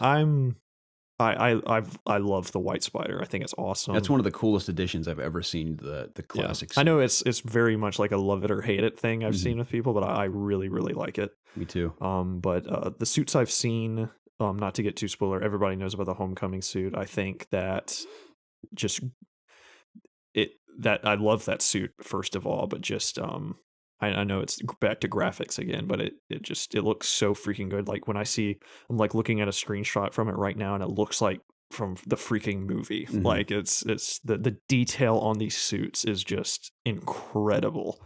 And I think the 2099, I've always thought those Spider-Man suits look really awesome. So spoiler, I mean, any Spider-Man person ever would guess that those are in the game. So I think there's 2 2099 suits, and those look really awesome. And then there's one that I don't want to spoil that I talked to you about it earlier that I think is really interesting and cool. I don't remember you mentioning this. You sure? Yeah. It's the which one? Do that again? I'm trying to mouth it. I can't tell. I'm very bad at reading lips. If I were ever to lose my hearing, which Lord willing I won't, but if I was to lose my hearing, I would be doomed. I'd have to learn sign language. Oh, yeah, that one. Yeah, I think that one's really cool. I don't want to spoil that one. Yeah, there are some that I'll never wear. I only wore them for the suit video, but it's cool that they're in there. Yeah. But there's 4 or 5 that I think are so cool. The one I'm really into right now that one of my COG colleagues kind of turned me on to is the Mark IV armor. Yeah, that is awesome. It's almost the classic suit, but it's obviously much more glossy because it's armor. But what's cool about it that when he's standing there in the menu, you can't tell, but when you're flying around, his green or his spider logo actually glows with a green hue, and his eyes glow green too, and it looks so cool in contrast to the red and blue. So I've been rocking that suit pretty recently, and it's really awesome. That's cool. Too bad it doesn't have the Spider Carnage suit from the Amazing Spider-Man 2. Right. So that was the coolest suit I agree. in any Spider-Man game. Could be coming. Yeah. You never know. Dude, the funniest thing, I don't know if you remember from the Amazing Spider-Man 2, that there's you're fighting Black Cat in like a museum, and she goes to kiss you. That scene where you're wearing the Carnage Spider-Man suit is the funniest. I need to thing. look this up. I bet She's it's like hilarious. going into like your mouth that's like cut down the sides with these giant venom teeth. It's hilarious. That's amazing. Yeah. I wouldn't mind seeing. I mean, there's a bunch I want to see in there for sure over time. I don't want to. That's the thing, though. I mean, there's some people that don't want to even know, one, how many suits are in the game, and two, which ones are and are not in the game. Yeah. So I'll say this: we're only going to talk about this one particular suit for the next 30 seconds to 1 minute. So if you want to turn us off for a minute, that's cool. Anyway, the black suit, the black symbiote suit, is not in the game currently. And I have 2 thoughts on this. If it isn't coming in any of the DLC packs, I feel like they're reserving that for their version of Venom that they're going to tell eventually. Oh, for sure. If it's not in the next game, I think it'll be in the following game. And he even mentions in one of the backpack items. Actually, I won't spoil that for you. Yeah. There's something cool in one I of know the Jacob backpacks. probably doesn't want to Yeah, either. I will say involving that whole situation, there's a cool item you pick up at one point. Cool. But there is everyone's probably played this part of the story. It's at the very beginning. I love when they're on the police headquarters roof, and she's like, "I need someone to go to the police ball with me or something." Spider-Man's like, "Why don't you invite me?" And she's like, "Do you have a white and black suit?" And he's like, I love Dude, that. I didn't pick up on that. Yeah, that was That's like the subtle nod I was hoping for in the game. That's cool. So I get the feeling I almost hope that they don't. I mean, of course, having the class. I want him one to, becomes cool. like you said, I want him to save that. I don't want that to be a throwaway suit. I want them to. I want to see do their something original with take on that suit. Yeah, I want that in Spider-Man, Marvel Spider-Man too. Yeah. I want to see that For sure. Oh, dude, one thing I like, speaking of Yuri, I love the like companionship that She and Spider-Man have. but Spider-Man just has with the police in general. Oh, totally. Like I think that's so cool. Just every Spider-Man thing we get, he's just having to get out of there before the police get there or something. I love how he's just. That's what's great about him being a hero for 8 years. People have Yeah. kind of come around to him. Yeah. I like to, anytime you either spawn or land on a police rooftop, they're like, "We got this, Spider-Man. It's all good. Thanks Yeah. anyway." Yeah. So that's cool. Is that normal for him to work with the police, or am I thinking of Batman? Batman works with, he works primarily with Gordon, and the Nah. other police just kind of deal with him being there. Yeah. But I think originally, 'Cause police Spider-Man aren't really typically gets out of against him. there. They're kind of just weird about him being Yeah. there originally. They're like, if you want to help, just go do this, but don't get in our way. Yeah, but anyways, I like that. Just like you said, the police are like fully behind you. It seems like everybody's just behind Spider-Man. Minus J. Jonah Jameson. Another thing I forgot to mention, this isn't real. I mean, it has to do with the story, but it's not a spoiler. All of Peter's relationships are just so believable and so realized, I think. And it really is a testament to the writing team and the performances again, because they are just so believable, especially Peter and Mary Jane's history that they have. That's it isn't really blatantly stated in the game, which I like a lot. It goes back to the old show, don't tell in storytelling and writing. But I think they really did an amazing job with making their relationship. Preston and I are distracted by the football game. Making their relationship believable and grounded. It felt very real to me, and I had a huge grin on my face for several of their scenes together. So You talking about Mary Jane? Mary Jane. Oh yeah, I love Mary Jane. Yeah. She's awesome. From what I've seen so far, she's awesome. Mm-hmm. So, I didn't particularly love her missions because I think gameplay wise, they did not add anything to the game for me whatsoever. Yeah. They just kind of It slow seems down like the pacing to me. they must be very sporadic, or there's not a lot of them. I think there's only 3 of them. Okay, because I've only played one, and it's been a long time since I played it's either that 3 or one. 4 max. So, and again, okay. they're not too long. Like you mentioned earlier, a lot of the good things about this game is that nothing really overstays its welcome. Uh-huh. So that's what's good about her missions, is that although thankfully there's only 3 or 4 of them and they're not ever long. And again, I was never bored by them, but I do think it threw off the pacing a bit. Now, storytelling, I think it helped a lot because it really helps you relate more to Mary Jane as a character and her motives and why she's doing what she's doing and how she wants to help just the city and the police and Peter in general. And I literally putting you in her shoes kind of helps you identify with her a bit more. So I think that helps as far as storytelling is concerned, but gameplay wise, I didn't love doing those. Mm-hmm. It's funny. Half the time you'd go see Mary Jane just to have a general cutscene or a story moment, and then half the time it'd be a mission, and I'd be like, dang it. I wasn't in the mood to do this right now. I'd rather be swinging around. Yeah. The coolest one, though, is one, that's kind of a spoiler. I won't spoil it, but there is one cool Mary Jane mission where you and Spider-Man kind of work together, but you're in Mary Jane's role. That's pretty awesome. Mm-hmm. So, what's something else about that? Yeah, just again, a lot of this will come down to our spoiler talk, but really loved Peter's relationships with all the various characters in the game were great. So, suits we want to see. Like I said, it's like I can't feel like we can't even say that because then it'll spoil what's not in it. that's true. But some of these, I think these ones are okay to talk about. I'm only going to mention the ones that I'd like to see that I'm sure other people have had on their mind as well. Mm-hmm. If we don't see the classic, Well, I guess if you're like you want to be on max spoiler mode, then just don't even listen to the suit talk, yeah at all. Give us another 2 minutes if you don't want to hear about the suit Yeah. talk. So if we don't see the classic symbiote suit from the comics, which I think would be fine to throw in there for the sake of satisfying fans, but I still would, of course, want to see their own take on their original version of that suit later on down the road. If we don't get that, that'd be kind of cool to have. I also want to see the Amazing Spider-Man 1's suit with Andrew Garfield with the golden eyes, or the yellow eyes, and his original suit design is pretty cool too. I mean, Amazing Spider-Man 1 and 2 suits I'd be on board with, but especially Amazing Spider-Man 1. The Raimi suit would be kind of cool. Any of the movie suits I'd like to see. And I was kind of hoping the 2099 suit would be more from the animated series where he has the cape. I think that looks cooler than... He has those weird Batman fins on his arms. I don't really like those. I don't get why they put fins on a couple of the costumes. Like, what does Spider-Man need fins for? For aerodynamics. Totally, dude. But I kind of wish that costume was straight from the animated show. But one that I would love so much is the exact, like, horribly rendered, oddly shaped suit from the 2000 Spider-Man game from Neversoft. I'd love that exact rendering of that character skin on Spider-Man in this game, just for the sake of nostalgia. I think that'd be really cool. Mm-hmm. I'd like to see that. For sure. It's amazing, too, when you really consider it. 18 years ago, we had that Spider-Man game, and look where we are now, just less than 20 years later. Yeah. It is mind-blowing how fast technology has progressed. For sure. Did you say the Raimi suit?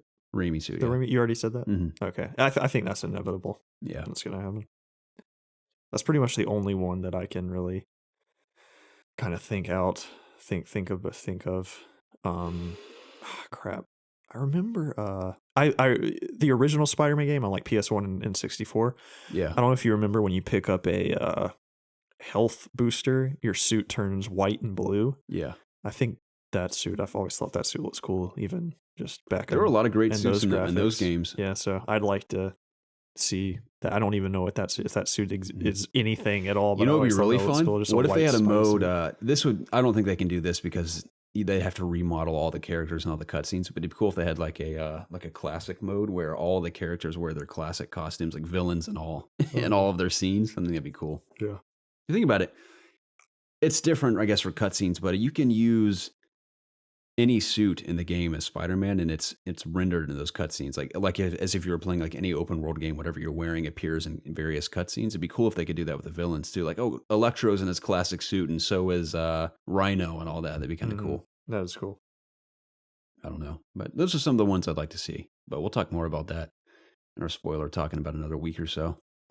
So what have we not mentioned? There's so much to talk about this game. We've mentioned web swinging, combat, the open world, the activities to do in it. We've mentioned some of our thoughts on the suits, what we can of the story, relationships of the characters. Is there anything we're forgetting in this moment?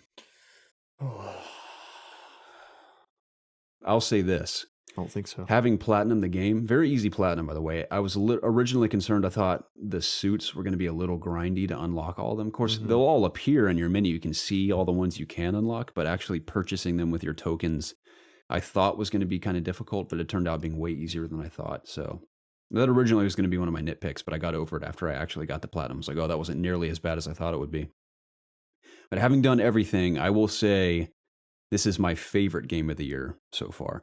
I still don't think it will. Again, my thoughts may change over time after it's festered for a while. Because, like, again, I said it's been a whirlwind of just PAX and Spider-Man back and forth for the last 2.5 weeks. So I haven't really had to stop and think about it thoroughly. But right now, I think it's my favorite game of the year. I don't know if I'd say it's the game of the year, but it is incredible all the way through and through. I just have no complaints whatsoever. So it's great for me. Have you played Dragon Quest 11? I have not, but it's funny you mentioned that. I kind of want to. Yeah. I've never played Dragon Quest, but people are excited about that one, and the stuff I've seen COG cover for it generated interest in me. Okay. So That'd probably be game of the year. be game of the year for you. Yeah, I agree. For sure. Yeah. So let's not roll out Destiny 2 either. Yes, for sure. So Legit, though, not being sarcastic, I am really excited for Tomb Raider Friday. me too. Yeah, I'm picking it up day one for sure. Yeah, I hope to have I'll for sure have Spider-Man Platinum by then, so I can. Is just that coming jump out into Tuesday? that. Friday, I believe. Yeah. Should be a good one, dude. Oh yeah, for sure. But anything else for Spider-Man? I think we pretty much covered it all. I think everything we can currently cover. Yeah. Awesome. So I love it so much. Yeah, it's fantastic. It's everything I wanted. It's always a great It's feeling here. to look back and when a game's revealed and the hype generated by it and it delivering on every front. At least for me, I can't say that for everyone, but for Yeah. me, it's everything I'd ever hoped it would be. Yeah, same here. Stoked. And I'm you still cool with me just watching you play for a bit before I dude. dip out? For sure. I'd like to. For sure, man. Yeah, again, I was going to commend you just publicly here, how much Preston sacrifices to come be on the podcast weekly at my place, because I took the trek from my house to his new house today, and it was a long drive. Yes, it wasn't a it's a hard journey. drive. I didn't run into any traffic, Uh-huh. at least the route I took, but it was quite a journey.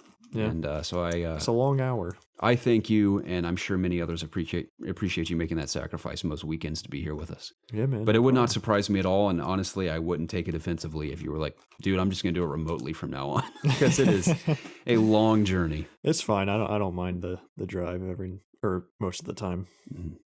I appreciate that. I'm So- sure other people do too. Yeah, man, no problem. So those that actually watch more than 10 seconds of the video version.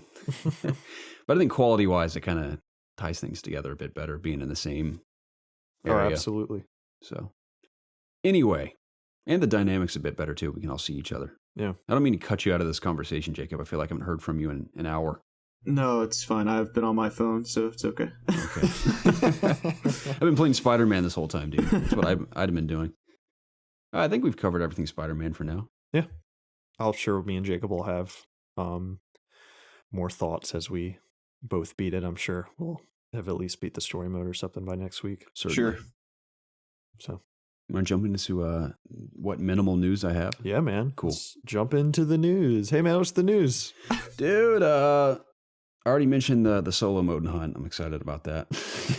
Let's talk about that for an hour. Yeah. Battlefield moved the release date, which I don't think was much of a surprise to Me and you anyone. played the beta today. We did play the beta today. Yeah. It's very pretty. And we have a community question about that. Let me pull that up right now, actually. One sec while we're talking about it. What is the release date? I lost it. I had it written down. November 20th. So quite a delay there. And they mentioned, we want to implement some changes to gameplay and community feedback and really refine the game into a better version. I think that's partially true. Obviously, I think it also has a lot to do with the backlash the game has received. For various reasons, they're trying to remedy that and avoid the lack of pre-orders and just, of course, the chaotic fall season we have for games coming out, especially Red Dead and Call of Duty. A lot of hype for both of those at the moment, especially after that Blackout trailer, which we'll talk about in a minute. Yeah. But Battlefield's delayed, but we played the beta today, and again, visually, it's beautiful. And I think it feels good to play too. I've played now, I did E3, I did the closed alpha, now the beta. And I haven't been dissatisfied with any of them. I will say it certainly hasn't grabbed me in a sense. I'm not particularly excited for Battlefield 5 like I was for Battlefield 1. And I don't think it's because it feels overly similar to Battlefield 1. I think it's just, I don't know, something about it is just not clicking for me at the moment. Maybe I'm just not in that mood for that type of shooter where I'm way more on board with the Call of Duty type shooter right now. But yeah, it isn't blowing my mind. But let me pull out the community question. There's a couple things I wanted to say about it. Comes from Matty G. He says, I know it might be hard to find time with Spider-Man out, but did any one of you check out the Battlefield 5 open beta? Got a round in, and to be honest, under whatever controversy surrounds this game, it's just another run-of-the-mill Battlefield game. Not bad, but nothing new. Would like to know what you guys think. As always, keep killing it. Maddie, thank you so much for your question. And the only things I wanted to say about Battlefield is, I think on the surface, it especially if you've only played a couple of rounds, it feels like just another Battlefield game. But they have made some rather steep changes to the standard gameplay loop, especially when it comes to squads and the roles each player plays. For example, Preston and I were talking about this earlier. You don't automatically heal anymore, or there's no health regeneration. You actually have to either receive a med pack from your medic or the scarce. Sorry, I'm so distracted by everything around me right now. There's like little health stations, like ammo stations as well, where you can pick up more ammo and health if you need it. So that puts far more emphasis on the medic in your team, because everyone constantly needs health packs because no one's regenerating their health. So that's a big part of it. Also, how anyone in your squad can revive anyone, but obviously if you're not a medic, it takes longer with that animation. But if you're a medic, you can heal someone much quicker. I like that aspect. I think support has a greater role too, because you have less ammo, which I think ultimately discourages camping. So you can't just sit in one spot and just blow through all your ammo. You eventually have to go either find some, like I said, one of the ammo stations, or your support teammate has to refill you. So I think medics and support players have a greater role now. It kind of gives me more emphasis to be those support roles. I always liked medic anyway, but I think there's more weight to each of those, which I really appreciate. I think map design, we didn't get to run around that new map in the open beta for more than like 2 seconds. I think it glitched out or something. What happened earlier? In the Like it was like the city we were in during the day. We were there for like 2 seconds, but I think it glitched out or something. Oh, it just kicked us. Okay, yeah. I've still only played on the snow map, which is a fine map. It's a sniper's paradise, but I don't dislike it by any means. But Yeah. those are the gameplay changes, at least a couple of them that I think are significant, that kind of make it a slightly fresher experience. So that's pretty cool. I may be playing this now, because originally I wasn't going to play it on day one because of everything else coming out. But now that it's delayed to November, maybe I will play it when it comes out. Yeah. So, yeah, dude. I'm not going to play it. You have any other thoughts on the beta? No, I played it so little that I don't even know the differences. Just felt like at first glance and stuff, which is not a very fair criticism from me. So it's not criticism. It just feels like Battlefield to me, which is fine. Well, it's just whatever. I'm not the biggest Battlefield fan, so it just honestly doesn't interest me that much. It's all right. You get to play it at all, Jacob? Are you interested? I have not played it. I don't think I'm going to pick it up either, unless, the Battle Royale is just incredible that I feel the need to pick it up. But I'm much more interested in Call of Duty's BR, especially after seeing the latest trailer. I don't know if you want to transition to that now. Yeah, let's do it now. It's perfect timing. What do you guys think of the trailer? I thought it was awesome. I think it's very exciting. Oh, yeah. I think it looks about as cool as I expected it to look. Yeah, I'm very excited to get in that beta this month for sure. I think it starts Monday, if I'm not mistaken. Oh, really? On PS4? Yeah. Ooh, lame. We'll play that. That's the thing. I'm going to play the game on PC, but I don't have any complaints about PS4. When we played the beta on PS4, it was great. I mean, I've never had a problem with Call of Duty on console, but now that Beanox in particular has put more effort into the PC port, and the fact that it's on Blizzard's Battle.net, I have far more confidence in it. And the PC beta was excellent, so that's where I'll be playing. Yeah. But PS4, man, I have no complaints whatsoever. And I like how it is like they mentioned in the original pitch, it is a culmination of the Black Ops history, all their maps combined into a giant map, which I think is cool. Yeah, that's a lot of nostalgia awesome. spruced in there, with just it being a giant open map. Mm-hmm. 80 player is the total player count at the moment. Yeah. I haven't watched all of Game fun. Informer's rapid fire question with their director of Blackout, but I'm sure there's more information to gather from that. But 80 players total starting out, which is fine by me. If it was 10 people, if it played well, I wouldn't mind at all. So I think that's a solid number. I like how they show off like the ATVs and the helicopters and stuff. I think it's so cool. And just to imagine, which they may, again, address this in that video. I haven't finished it yet, where you have just, oh, I found a rifle with no attachments. And just like PUBG, oh, I found a red dot or I found a grip for my gun. But it being Call of Duty's mechanics, it just makes it much more exciting to pick that kind of stuff up. Yeah. That's really cool. And I like how zombies are in it too, just in various areas that can really mix up firefights. Yeah. So cool, man. So I got a lot of hype for Blackout, especially after that reveal event. I mean, just being at the event was cool, obviously, but the game really is fun if you've played it. Like, I really like the direction they've taken with gunplay and firefights, and everyone has a little more health and takes a little longer to kill them. So and, I was thinking about this driving the other day, and I was just wondering, like, if Blackout ends up being just really good, what's gonna happen to PUBG? What are they gonna do? I think PUBG will always have an audience. Of course, it will dwindle a bit, but I don't think it'll ever be officially completely dead, because I still think PUBG is a fun battle royale. I think it's really fun, but it will be interesting to see how Blackout affects the battle royale landscape. I don't think it's going to put too much of a dent in Fortnite, because that's kind of like just taking on its own identity. Yeah, I feel like it's gotten its own culture now. Yeah, it really is a culture, is a good way of putting it. But I do think they have no excuse for it to not be the coolest and arguably the most innovative battle royale as far as like a standard battle royale experience is concerned. Because I think with what Call of Duty has at their disposal, with those unmatched in a sense FPS mechanics, I think it could be just so awesome. We're going to find out very soon. Yeah. As of today, technically, when this podcast goes out. Yeah. Sure. So. Yeah, I don't think the 80 player thing is going to be a huge deal, because I don't know. Just every time I play at a BR, it seems like there's like 60 people left before even a couple minutes of the game has gone by. So, right, you land and like 20 people are dead already. Yeah, like maybe like everyone will have 1 or 2 less kills overall, like that. It's probably being pretty quick too. I mean, for a battle royale, I think they even mentioned in the video, they're like, how fast is it? And he goes, it's very fast. Thinking about how much you can sprint and how fast normal Call of Duty gameplay is. I can't see what's happening here. Sorry, never mind, just keep talking. Oh, it's all good. Was it a cool catch? Oh yeah. I think I need glasses. Oh, yeah. Was it a Clemson player catching it or someone else? No, sorry, I don't want to talk about football and who's winning that game. Okay. Texas A&M just scored, and it's 26-28. They're about to go for 2. Ooh, oh shit! Nice.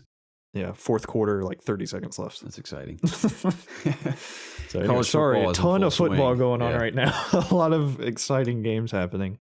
Blackout. I think matches will probably be pretty fast paced. That is the one thing that I am very interested in, is just the kill time and just how fast paced Call of Duty is. I wonder how just how long the typical match is gonna be. Think about it, you die pretty quick in PUBG too. I know Call of Duty is a whole different beast and it plays totally it's just Call of Duty so fast. It is. It's just now factor in vehicles. In exactly. The game too. Yeah. Well, that's what I'm most interested in. And the map's gonna be pretty big, so. Yeah. So man, that's so cool. And I think you do drop in, because I think one of the slogans for the map reveal was like, "Where are you dropping first?" Yeah. They had little chutes, or they weren't even chutes. They were like gliders or something. Yeah. Very exciting. Yeah. Love the trailer. Stoked to try it out. Yeah. Oh, did you hear that the perks were like consumables? I think that's pretty cool. Are they? Yeah. Okay, so that you find on the map, I think. So you pick them up and you consume it. Is it? Did you have it until you die, I assume? Maybe. Or is it like set to a cooldown or a timer? Or I'm not sure. I just read something. It's probably like a buff that has a time limit or something. Maybe. Because I figured that it would be a situation like that. I'm assuming it'd be like in Zombies, how you just kind of get perks through drinking stuff or something like that. Now, I wonder, again, I really need to finish that video. It's probably so informative, but I wonder if it's a situation where it's like Zombies, where you cash in stuff to acquire perks, or if I just found a vending machine, I can acquire it now. Because what if everyone knows where that vending machine is. Maybe they spawn in different places each match to make it more dynamic. Yeah, So it's like everyone's like, I know exactly where steady aim is. I can go get it every single time. I mean, I'm sure it'll be just like any other battle royale with. Yeah, it's probably random placements and just stuff. scattered all over the place and you just pick it up. And I mean, even if the I vending think that kind machines of just are defeats the purpose of the whole battle royale if things are in the same place. exactly, yeah.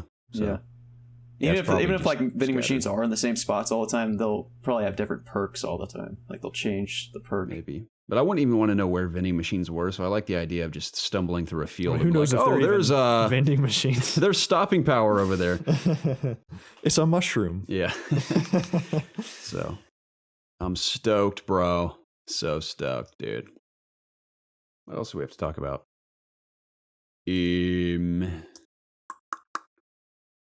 Henry Cavill. He's officially Geralt. How do we feel about this? I love it.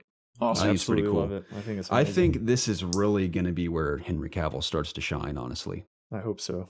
Especially after seeing Mission Impossible Fallout, he can kind of play Uh-huh. that darker, not really, I don't know if darker is the right word, but more of a, I don't know, what's the proper way to describe his character? I mean, I don't want to spoil it for people, but describe his character in Mission Impossible. He just has a totally different attitude than he does as Clark Kent and Superman. Mm-hmm. So I think there really is a lot of potential there. I really hope they go all out with his appearance too. Like I hope he has like a really gnarly white beard, and of course he has to have, because he's the White Wolf, he has to have the white long hair.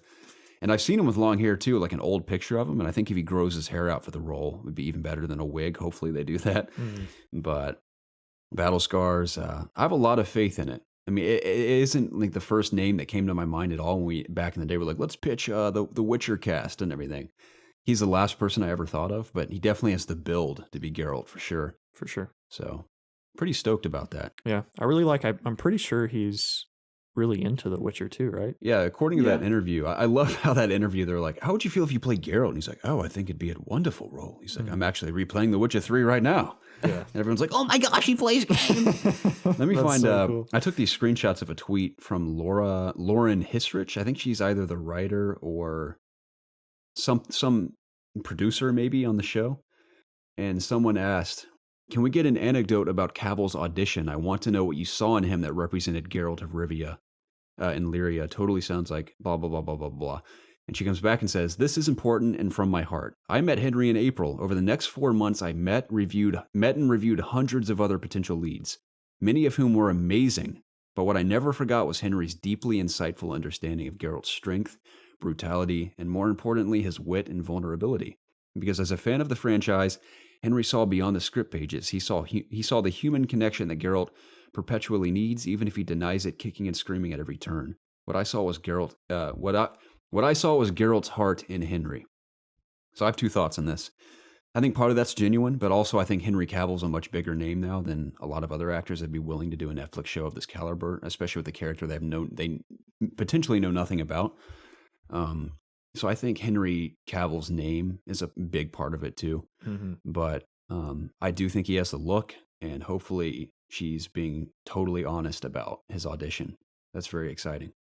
Indeed. Wonderful to do the voice. I'd rather him just do his normal British voice. I wouldn't really want him to mimic actual Geralt. I think it'd be kind of weird. I mean, Geralt does talk in a certain way, but I think he should just have his normal British accent. But Geralt doesn't. He doesn't, though. That's what's weird. Because he can do a good American accent, too. With like his Clark Kent accent is totally believable. I think he could do a cool voice. I can see it in him. Would you want his I can see it in his eyes. original take on it, or try to completely I want give his an just impression of normal, I would like to see him do an impression. I like to see him do an impression of Geralt. Not like comic, like not where it's like challenging a Witcher? You must have a death wish. Something natural, obviously. Yeah. But I mean, if they can make the show definitely look has as to be cool- like a little like grizzle. Oh, to totally. it. Yeah. If they can make the show look as visually awesome as that original announcement cinematic trailer for The Witcher 3, where he takes on those thugs trying to attack that woman in the field. If they can make the show look that cool, Yeah. it'd be great. Or at least on the level of Game of Thrones. I don't know why Netflix wouldn't do that with the resources and budget they have. So You would think so, right, Yeah. Garrett? I haven't seen anything very visually effects heavy. Now they can shoot on location for a lot of this, but think about the monsters he has to fight and like everything. dragons and stuff, like Yeah. him fighting some like Chuck E. Cheese CGI Like a wyvern dragon or something. Yeah. So Yeah, I'm hoping it doesn't look like ass. He's got like, when he's doing Igni, like paper flames, like cardboard cutouts of flames coming from his hands. And I hope they take into account like the way he preps for a fight. Like, of course, he's a badass, but I'd like to see kind of the preparation. Just an and episode stuff. of him picking berries and going Totally. to the herbalist and like waiting for. Like, I really want to be in that world. I know you can already be in the world with The Witcher 3. I mean, if you want the ultimate Witcher experience, it's Witcher 3. Just play the game. Now, how do you think they're going to handle the sex? Oh, it's happening. It's Netflix happening? goes all out, man. Oh, they do? They don't hold back. No. Okay. I mean, if you've seen We're Altered Carbon, I mean, tits it's like and everything? full on nudity in Altered Carbon. So they will not we're hold seeing back. tits in the show. Oh, yeah. Let's make a bet, gentlemen. How many episodes before we see a full tit in the Witcher show? It'll be in the first the episode. first episode. First Of episode. course. Okay. I wouldn't be surprised if it opens with that, honestly. Just on a bare tit. Yeah. And the camera just zooms out. tit. Opening frame. Are we talking about a Geralt tit or a female tit? I'm sure we'll see him too. I hope they recreate that bathtub scene from the beginning of They totally Witcher will. 3. I hope so. Yeah. Like the crotch shot. Man, this show has so much potential. I hope it delivers, man. Oh yeah. So Man, cool. that's the thing. In video games, everything's been delivering lately. God of War, Spider-Man, Red Dead, I have no doubt in my mind is going to deliver. Hopefully Tomb Raider delivers. Tomb Raider will deliver in the sense of I think it'll be a good solid Tomb Raider game. Yeah. That's what I'm expecting. I'm hoping there are a couple things that surprise me in it, but Yeah. everything's been delivering. I'm hoping this show in particular can deliver on the hype because I'm genuinely pretty excited for it. Yeah, man. Totally did. What are we missing? There's something else in there, I know. The THQ Nordic, they acquired, was it Kingdoms of Amalur. Reckoning or whatever? Reckoning or whatever. That is exciting to me. It is pretty cool. I know it's like totally. Did you play that? Yeah, I played it. I remember I went to Walmart and bought it on a whim on launch day. Mm-hmm. It's like, you know what? I'm going to take a chance on this game. I never beat it or anything, but it was a really fun game. The combat was very entertaining. I know the game originally started out as an MMO. I'm completely forgetting his name, but it was a baseball player that started the company and the development company. I think it was out of Rhode Island or something, and they took like a loan from the state, and then the state claimed the studios again. Like it was a whole lot of hoopla going on with that game. But I know that's like a cult classic. A lot of people really enjoy it, so that is exciting that we could potentially be getting a sequel to that, or just a reimagining or something of it. Absolutely. Yeah. Perhaps I'll dabble at one point in this life. Yeah. Gotta fix that run animation though. Yeah. I remember that. Run It's animations will not kill a very game good. for me. Yeah. Two not very Worlds, good. that was part of the reason I stopped playing it 5 minutes into it. There's a lot of reasons. It looks terrible.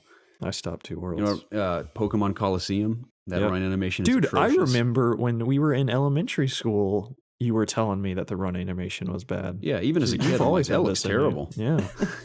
Yeah. It's amazing. Dude, I completely forgot Let's Go Pikachu and Eevee is even coming out this November. I did too. Completely forgot about that. It's a pretty cute game. I'm an idiot, dude. I wanted to play the Mega Man 11 demo before the podcast so we could talk about it. I haven't played the demo. I mean, of course, I played at E3. I think there's a new, I don't know if it's a new mission or if it's the same content from E3 that's on the demo. I haven't seen it. Yeah. I keep forgetting to mention that I'm hyped for that to come out. Oh, yeah? Yeah, I'm definitely going to play that on Switch. The big Mega Man fan, huh? Yeah. Not a diehard by any means, but I do admire the character. So specifically Mega Man X. Yeah, That's yeah. it. Yeah. I've dabbled in others, but the only one I've finished all the way through. Did you was beat X on the Switch? I did not know. Uh, I'm Not a the true final boss. fan. yeah. So Got to beat that bald dude with the lightsaber, huh? yeah, that's a tough Sigma. That's a tough fight, man. Yeah. It's no joke. I mean, if I really put some effort into it, I could probably beat him. But I'm just not trying. yeah, I could I'm do it not if I trying at wanted all, to. dude. I've been kind of busy lately. I could do it if I wanted to. Yeah, if I really had the time, I would. No, but I haven't been too encouraged to go back and do that because once I got there, I was like, well, I did everything except beat him, so whatever. Yeah. So I'm excited for 11 though. That's really cool. I really like the suit powers in the game. Yeah. Specifically, I think it's called, I can't remember the name. It's like Overdrive, where you deal more damage, and then there's another one called I can't remember. It's where it slows down time. Mm-hmm. Well, he mixes things up. It's pretty cool. It's really interesting. A lot of ways to platform in that game with those abilities, activating them at certain times. Yeah. So pretty cool, man. And it's just very pretty. Very cool. Yeah. I think that's all the news. I'm sure there's more in there, but again, like I said, I've been so busy, I've not even been paying attention to the news. Yeah. There's one thing I would like to talk about, if that's okay. Yeah, let's hear it. So Overwatch League, it's a thing. There's going to be Have they announced Atlanta's team name yet? No. Why? But Atlanta is one of the new teams. There's going to be 8 new teams, expanding the league to 20 teams, which is pretty insane. I just wanted to mention who they all were and I enjoy see if we have any thoughts on the Atlanta team. But it's going to be Atlanta. And then there's 3 Chinese teams. I'm not going to attempt to say their names because I'm going to butcher the hell out of them. Then there's a Paris team, a Toronto team, and a Vancouver team. I'm pretty sure the Vancouver team is in the States, not British Columbia. And then Washington, D.C. is the last one. So a lot of teams being added. That's a lot more than people thought there was going to be. They must have had a pretty successful season financially if they can do all this. I mean, again, they're like franchises that have owners and stuff to pay for it. But yeah. It must be doing pretty well if they're going to have all these teams added to it. Yeah, and I'm pretty sure, like last season, the teams were selling for about $20 million per slot, I think, or maybe it was 10. But this year it was about 30 to over $60 million to get a spot in the league, which is insane. Wow. Yeah. That's cool. But I know in particular the Atlanta team was bought by the Cox Group, which is a big internet provider, and it's a big conglomerate here in the Southeast. So, Nar. Yeah, but I'm definitely excited for the Atlanta team. I finally have someone that I can root for in the Overwatch League, I feel like, and I'll definitely be buying some merch because I love me some Overwatch League. It's fun to watch. Yeah, you and me both, my friend. I've seen one match. I do like the idea of it existing, though, and of course I'm going to tune into some Atlanta matches. I'm very excited to see the reveal of all that. I hope it isn't stupid. I hope it's...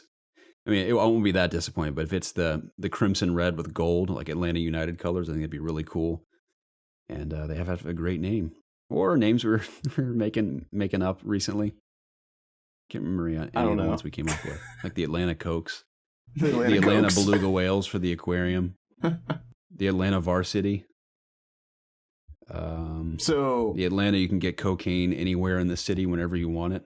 So throughout this whole podcast, for whatever reason in Discord, like every 15 seconds or so, like I can't hear you guys. I'm cutting out. Yeah. Yeah, Preston says my Discord does that every now and then. Interesting. Sorry. Yeah. So it's kind of been hard to follow conversations, but should turn something out I wanted okay. to add before I forget. There's a Siri casting call for The Witcher show. Who is it? Ooh. Who's going to play her? Yeah. I have no idea. Emma Stone. There are Book it. a million actresses who could play Siri. I could see Emma Stone be Siri. No. I could see Emma Stone doing anything. Not into that at all. She's too she's too cute to be Siri. Yeah, she is. Like not in like the sense of she's just her person. She's just too. She's too bubbly. Exactly. Yeah, that's what I mean. Man, if I really thought about this hard, I think I'd come up with some. Mm-hmm. I can't think of any names at the moment, but there are some out there who could nail it for sure. What about what's her face that played Lara Croft in the new Tomb Raider? All right, well, screw Alicia you, dude. Vikander. Yeah. No, she's not Siri. Slap a white wig on her. like we're that. good to go. Yeah, she's not Siri. All right. Well, you're not the final say. Yeah. So who cares what you say? You're right. It could be Melissa McCarthy for all we know. No, yeah, that's my sucks. vote. Tomb Raider will have a photo mode. That's right, Oh, dude. game of the Photo year. mode in Spider-Man is one of the best photo modes I've ever used. Oh yeah. I still think Horizons is probably the best I've used so far, but Spider-Man's really is fantastic. You can take some gorgeous shots in that game. God of Warriors is great just because you can make Kratos smile. That's also very good. I haven't dabbled in God of War's photo mode yet.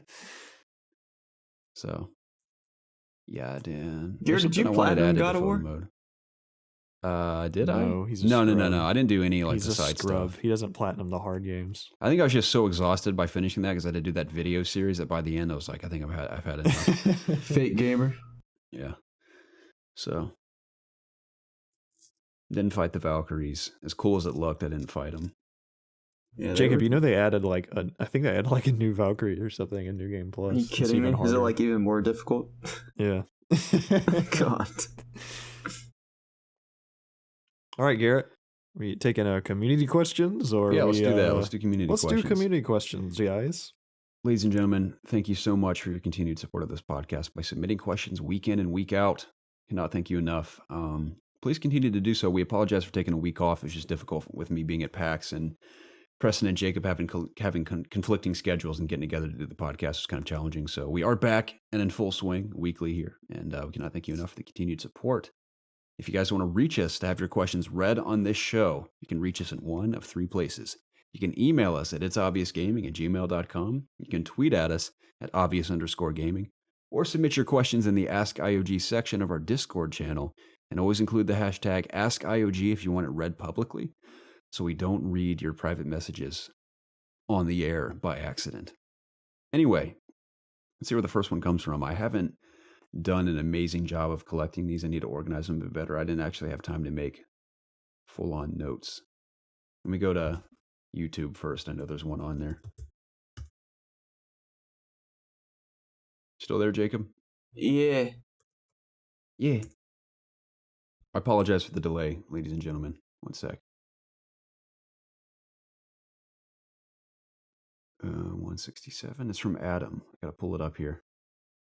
I have questions pulled up on Discord, if that helps. I could have read this while we were talking about Witcher 3. Adam asks, question, you guys rave about The Witcher 3 a lot. Did any of you dabble in the first two at all, or did you just jump into 3?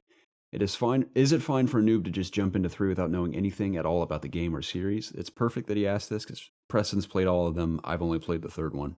I mean, I played part of the second one, but it's a good contrast we have here.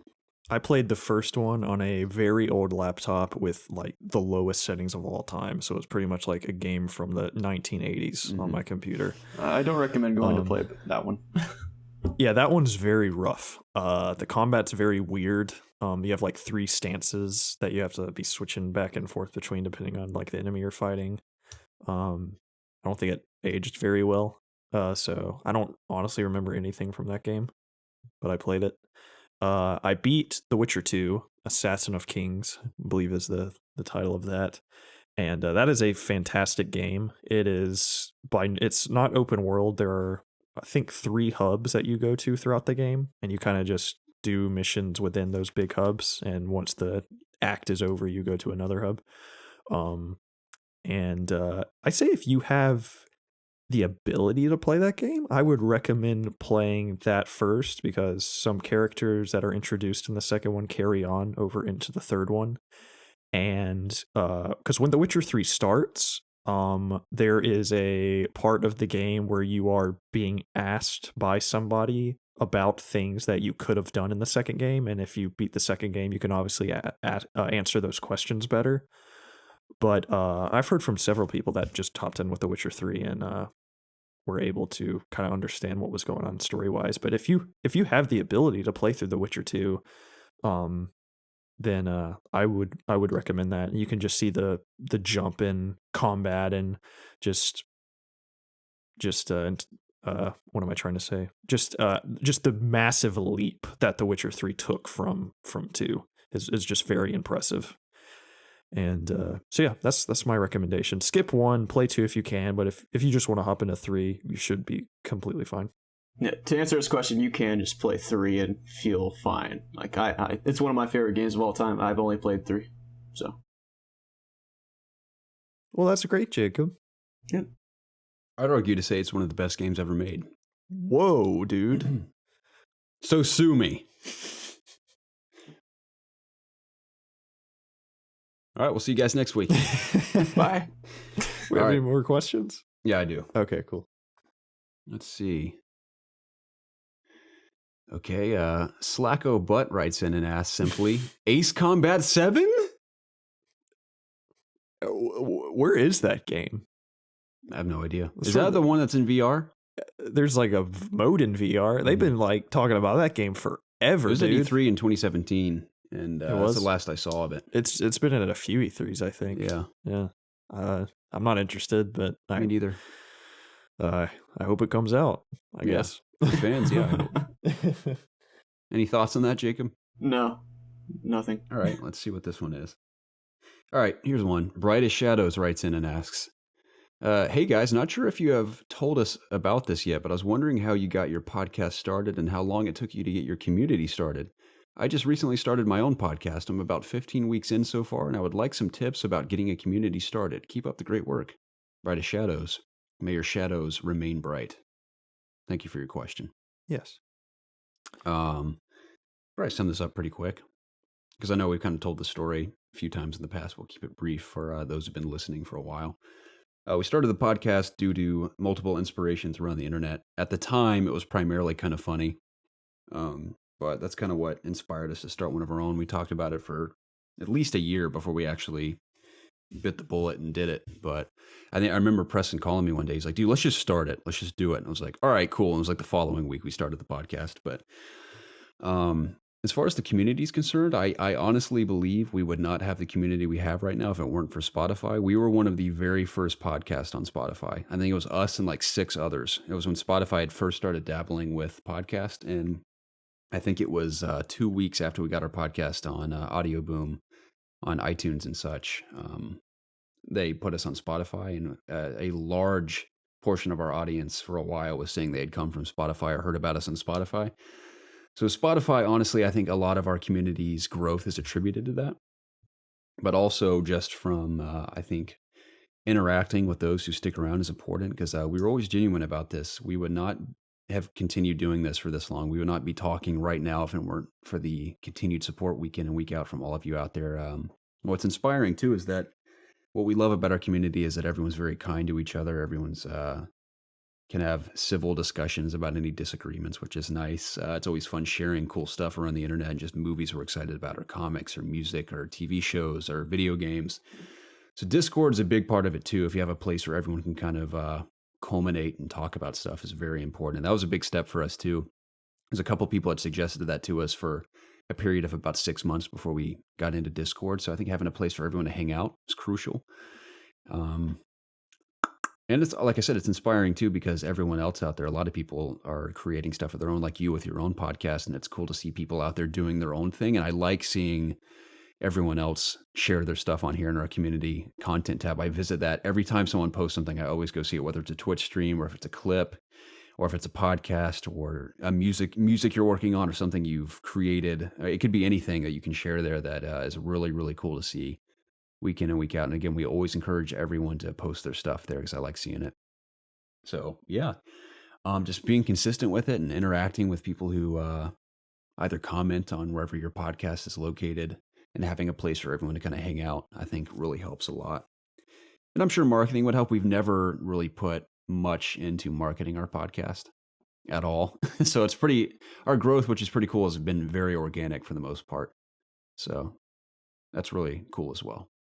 I think I've hit some major points there. Anything I'm missing you guys want to add?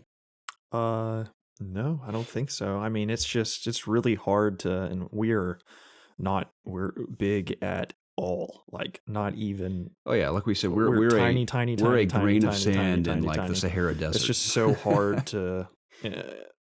Like it's hard to do what we're doing, just having an internal gaming podcast, because there's so many. I've always heard that just you need to find something like a niche that you can fit into that it's just really specific, just to kind of capitalize on like an empty space that somebody might not be occupying.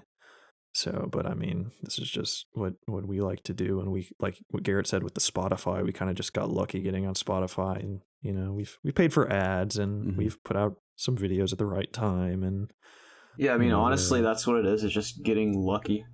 That's all it is. It really Putting is. yourself out there. I mean, as small as we are, we've been incredibly lucky with just some exposure that we've had. So,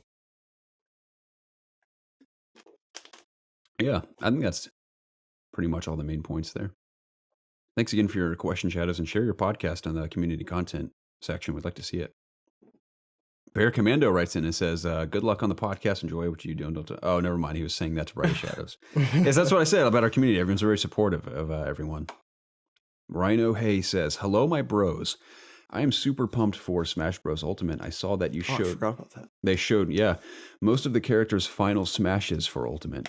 I noticed that they left out young Link's final smash. What do you think it will be?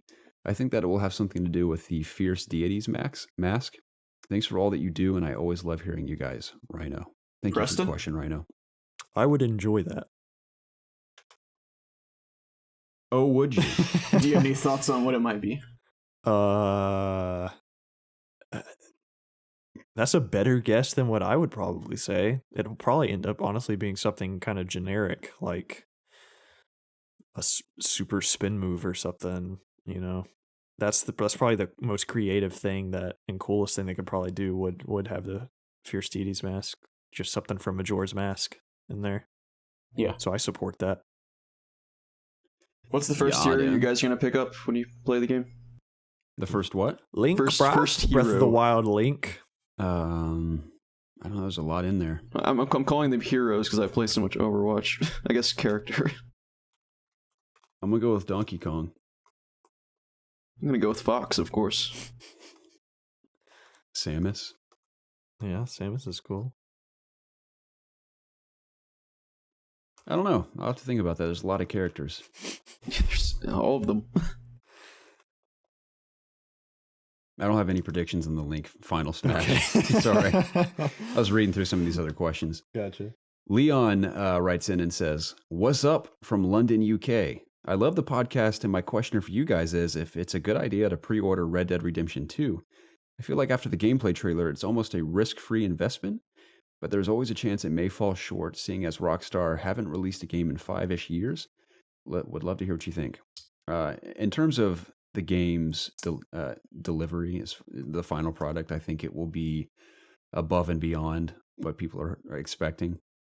I think they are not letting on how deep this game goes as far as immersing yourself in that Western role in that world. I think they're just beginning to reveal just the bare minimum And of what you can do. I would not let, based on the way you read it, I don't know if he meant that, but is he saying that it like is a negative? It's been so long.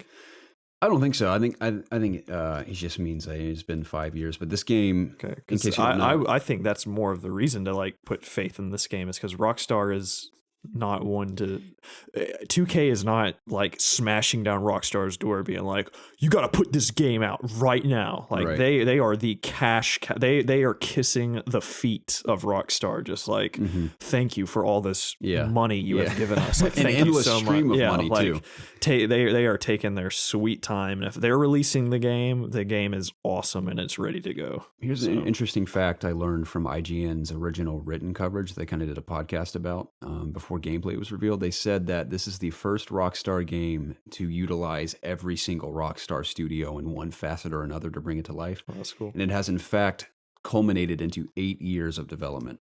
Wow. Yep. Pre-production phase started 8 years ago, all the way up until release. It'll have been 8 years since development started. So they have poured their lifeblood into this project, and I have the utmost confidence in it being as awesome as people are expecting it to be. Now, I know there's that headline floating around like, oh, GameStop employees fell asleep during the demo. I read that it was a certain sequence that and apparently it had been a very long day and people were tired and blah, blah, blah, blah. I mean, there's a million ways to explain that, but that doesn't concern me at all because even with the way they described what they were seeing, I was like, that sounds great to me. I can't wait to see it or to play it for that matter. So I think it's safe to pre-order. No, I personally don't have an incentive to pre-order unless there's a really badass collector's edition, but it depends on what it is. But unless, especially with Amazon and Games Club like dropping all their crap. I mean, that was really the only big incentive to pre-order. I'll do it just because I have the Games Club thing and I'm going to buy it anyway, so that's why I'm pre-ordering. But yeah, I mean I'm if with you you guys. If you have any doubt, I mean, just wait for some reviews. I'm sure it just like Spider-Man, they'll be putting out advanced copies. You know, has the game gone gold? it is not. It's not. Okay. My prediction is review codes will go out the first or second week of October. Okay. So kind of similar to Spider-Man. Because it's obviously such a they huge need to put game. Yeah, exactly. They need to put that up. Yeah. So it's very soon. I like those character bios too. Not really bios, but quotes from the various characters in the game to kind of give you a sense of who they are and where they are and where they're at as individuals when the story starts. So those get me pretty excited. I think we're very close to seeing more gameplay. Actually, I wouldn't be surprised if we see more gameplay this week. I'm going to go ahead and stick to that. Wow. I'm going to stick to my Western That's guns a bold on that one. prediction. Yep, this week. So bold. It's happening. So brave of you. Yep. Yeah. Dude. Yeah, I'd say go for the pre-order, man. If I'm wrong, Do it, man. Just live a you little. can break my legs. Next one. We'll do one more. Here's the big finale. It comes from Kyle. Bohonganes! Kyle writes in and says, "Hello, fellas. In honor of the raid releasing and Battle for Azeroth, what are some of your fondest raiding memories? They can be from any game. Also, what was your most frustrating raiding moment? Oh, dear God. A favorite raiding, fondest memories, and what was your most frustrating? Yeah, I know exactly what we're thinking, especially you. Were you able to complete the raid that night, or did you give up? Thanks for all the things you guys do, and stay awesome, you fucking sexy pieces of ass." Thank you, Kyle. It's always a pleasure.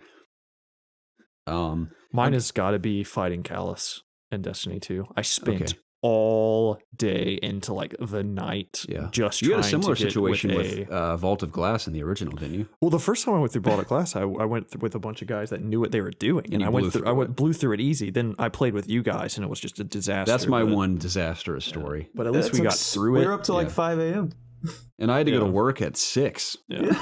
Dude, Callus was way more frustrating to me because I'm not gonna say it's like easy, but it's by no means once you know it once you're with a bunch of people that know what they're doing, it's easy. Mm-hmm. Yeah. And no matter what, I could not get with a group of just like I could not get with a group of just comparable people. I was just playing with, just to be frank, idiots the entire day. Bunch of bozos. Yeah, and it was just the most frustrating thing. I like raged quit on so many people because I didn't just, after 2 or 3 wipes, I was out of there, dude. I would stick with people for hours and they just could not understand what was going on. It was absolutely infuriating. Then I finally got with a bunch of people and I just was like, thank you. Like finally a bunch of people that know how to think. So The worst part about that Callus fight was that it seemed like it was buggy sometimes. Oh yeah, dude. Go when you're in like the nightmare realm or whatever, going down those like slopes and stuff. There was always that one dude on the right that would go flying off. Yeah. So very, very frustrating.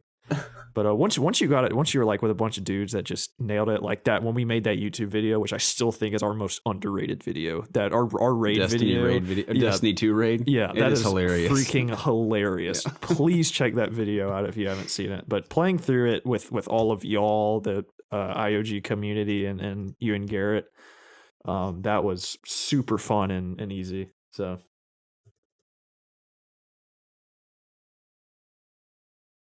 Well, Jacob? Yeah, my raid story is just the one we mentioned, Vault of Glass, for the first time. We were up all Sorry, night, you guys are it was worth it because I got really bad.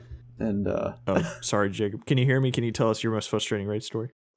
Hey, can you hear me? Am I good? Yeah. Okay. So I mean, I have a few, but I'll kind of just say a couple. Obviously, clearing through Callus was a lot of fun with you guys, and I think it was with some of our community members too. It was a good time. That was a really good looking raid. I enjoyed like the aesthetic of that one. But primarily most of my raiding has come from WoW, of course. And I'll say two stories in particular. One was when I got my legendary daggers from the Cataclysm expansion. And I think we grinded the raid because back in the day, legendary weapons were really hard to obtain. Like it took months and months of doing the raid every week to grind materials and whatnot to obtain like really powerful legendary weapons. And back then they were class specific, so like certain raids would only give you a legendary weapon for like one raid would have one legendary weapon for like one class, so it like made that one class really special. And that the last raid of that expansion happened to be a legendary weapon for my class, and I was like, holy shit, I want to get this weapon. So I was just really fortunate to be in a guild that that liked me, and then we spent a lot of time raiding just over the expansion. And they helped me get those daggers, and it was I just remember spending so many weeks and nights in that raid and finally getting them. It was extremely satisfying. I'll have to post an image in Discord of what they look like sometime because they are super cool looking.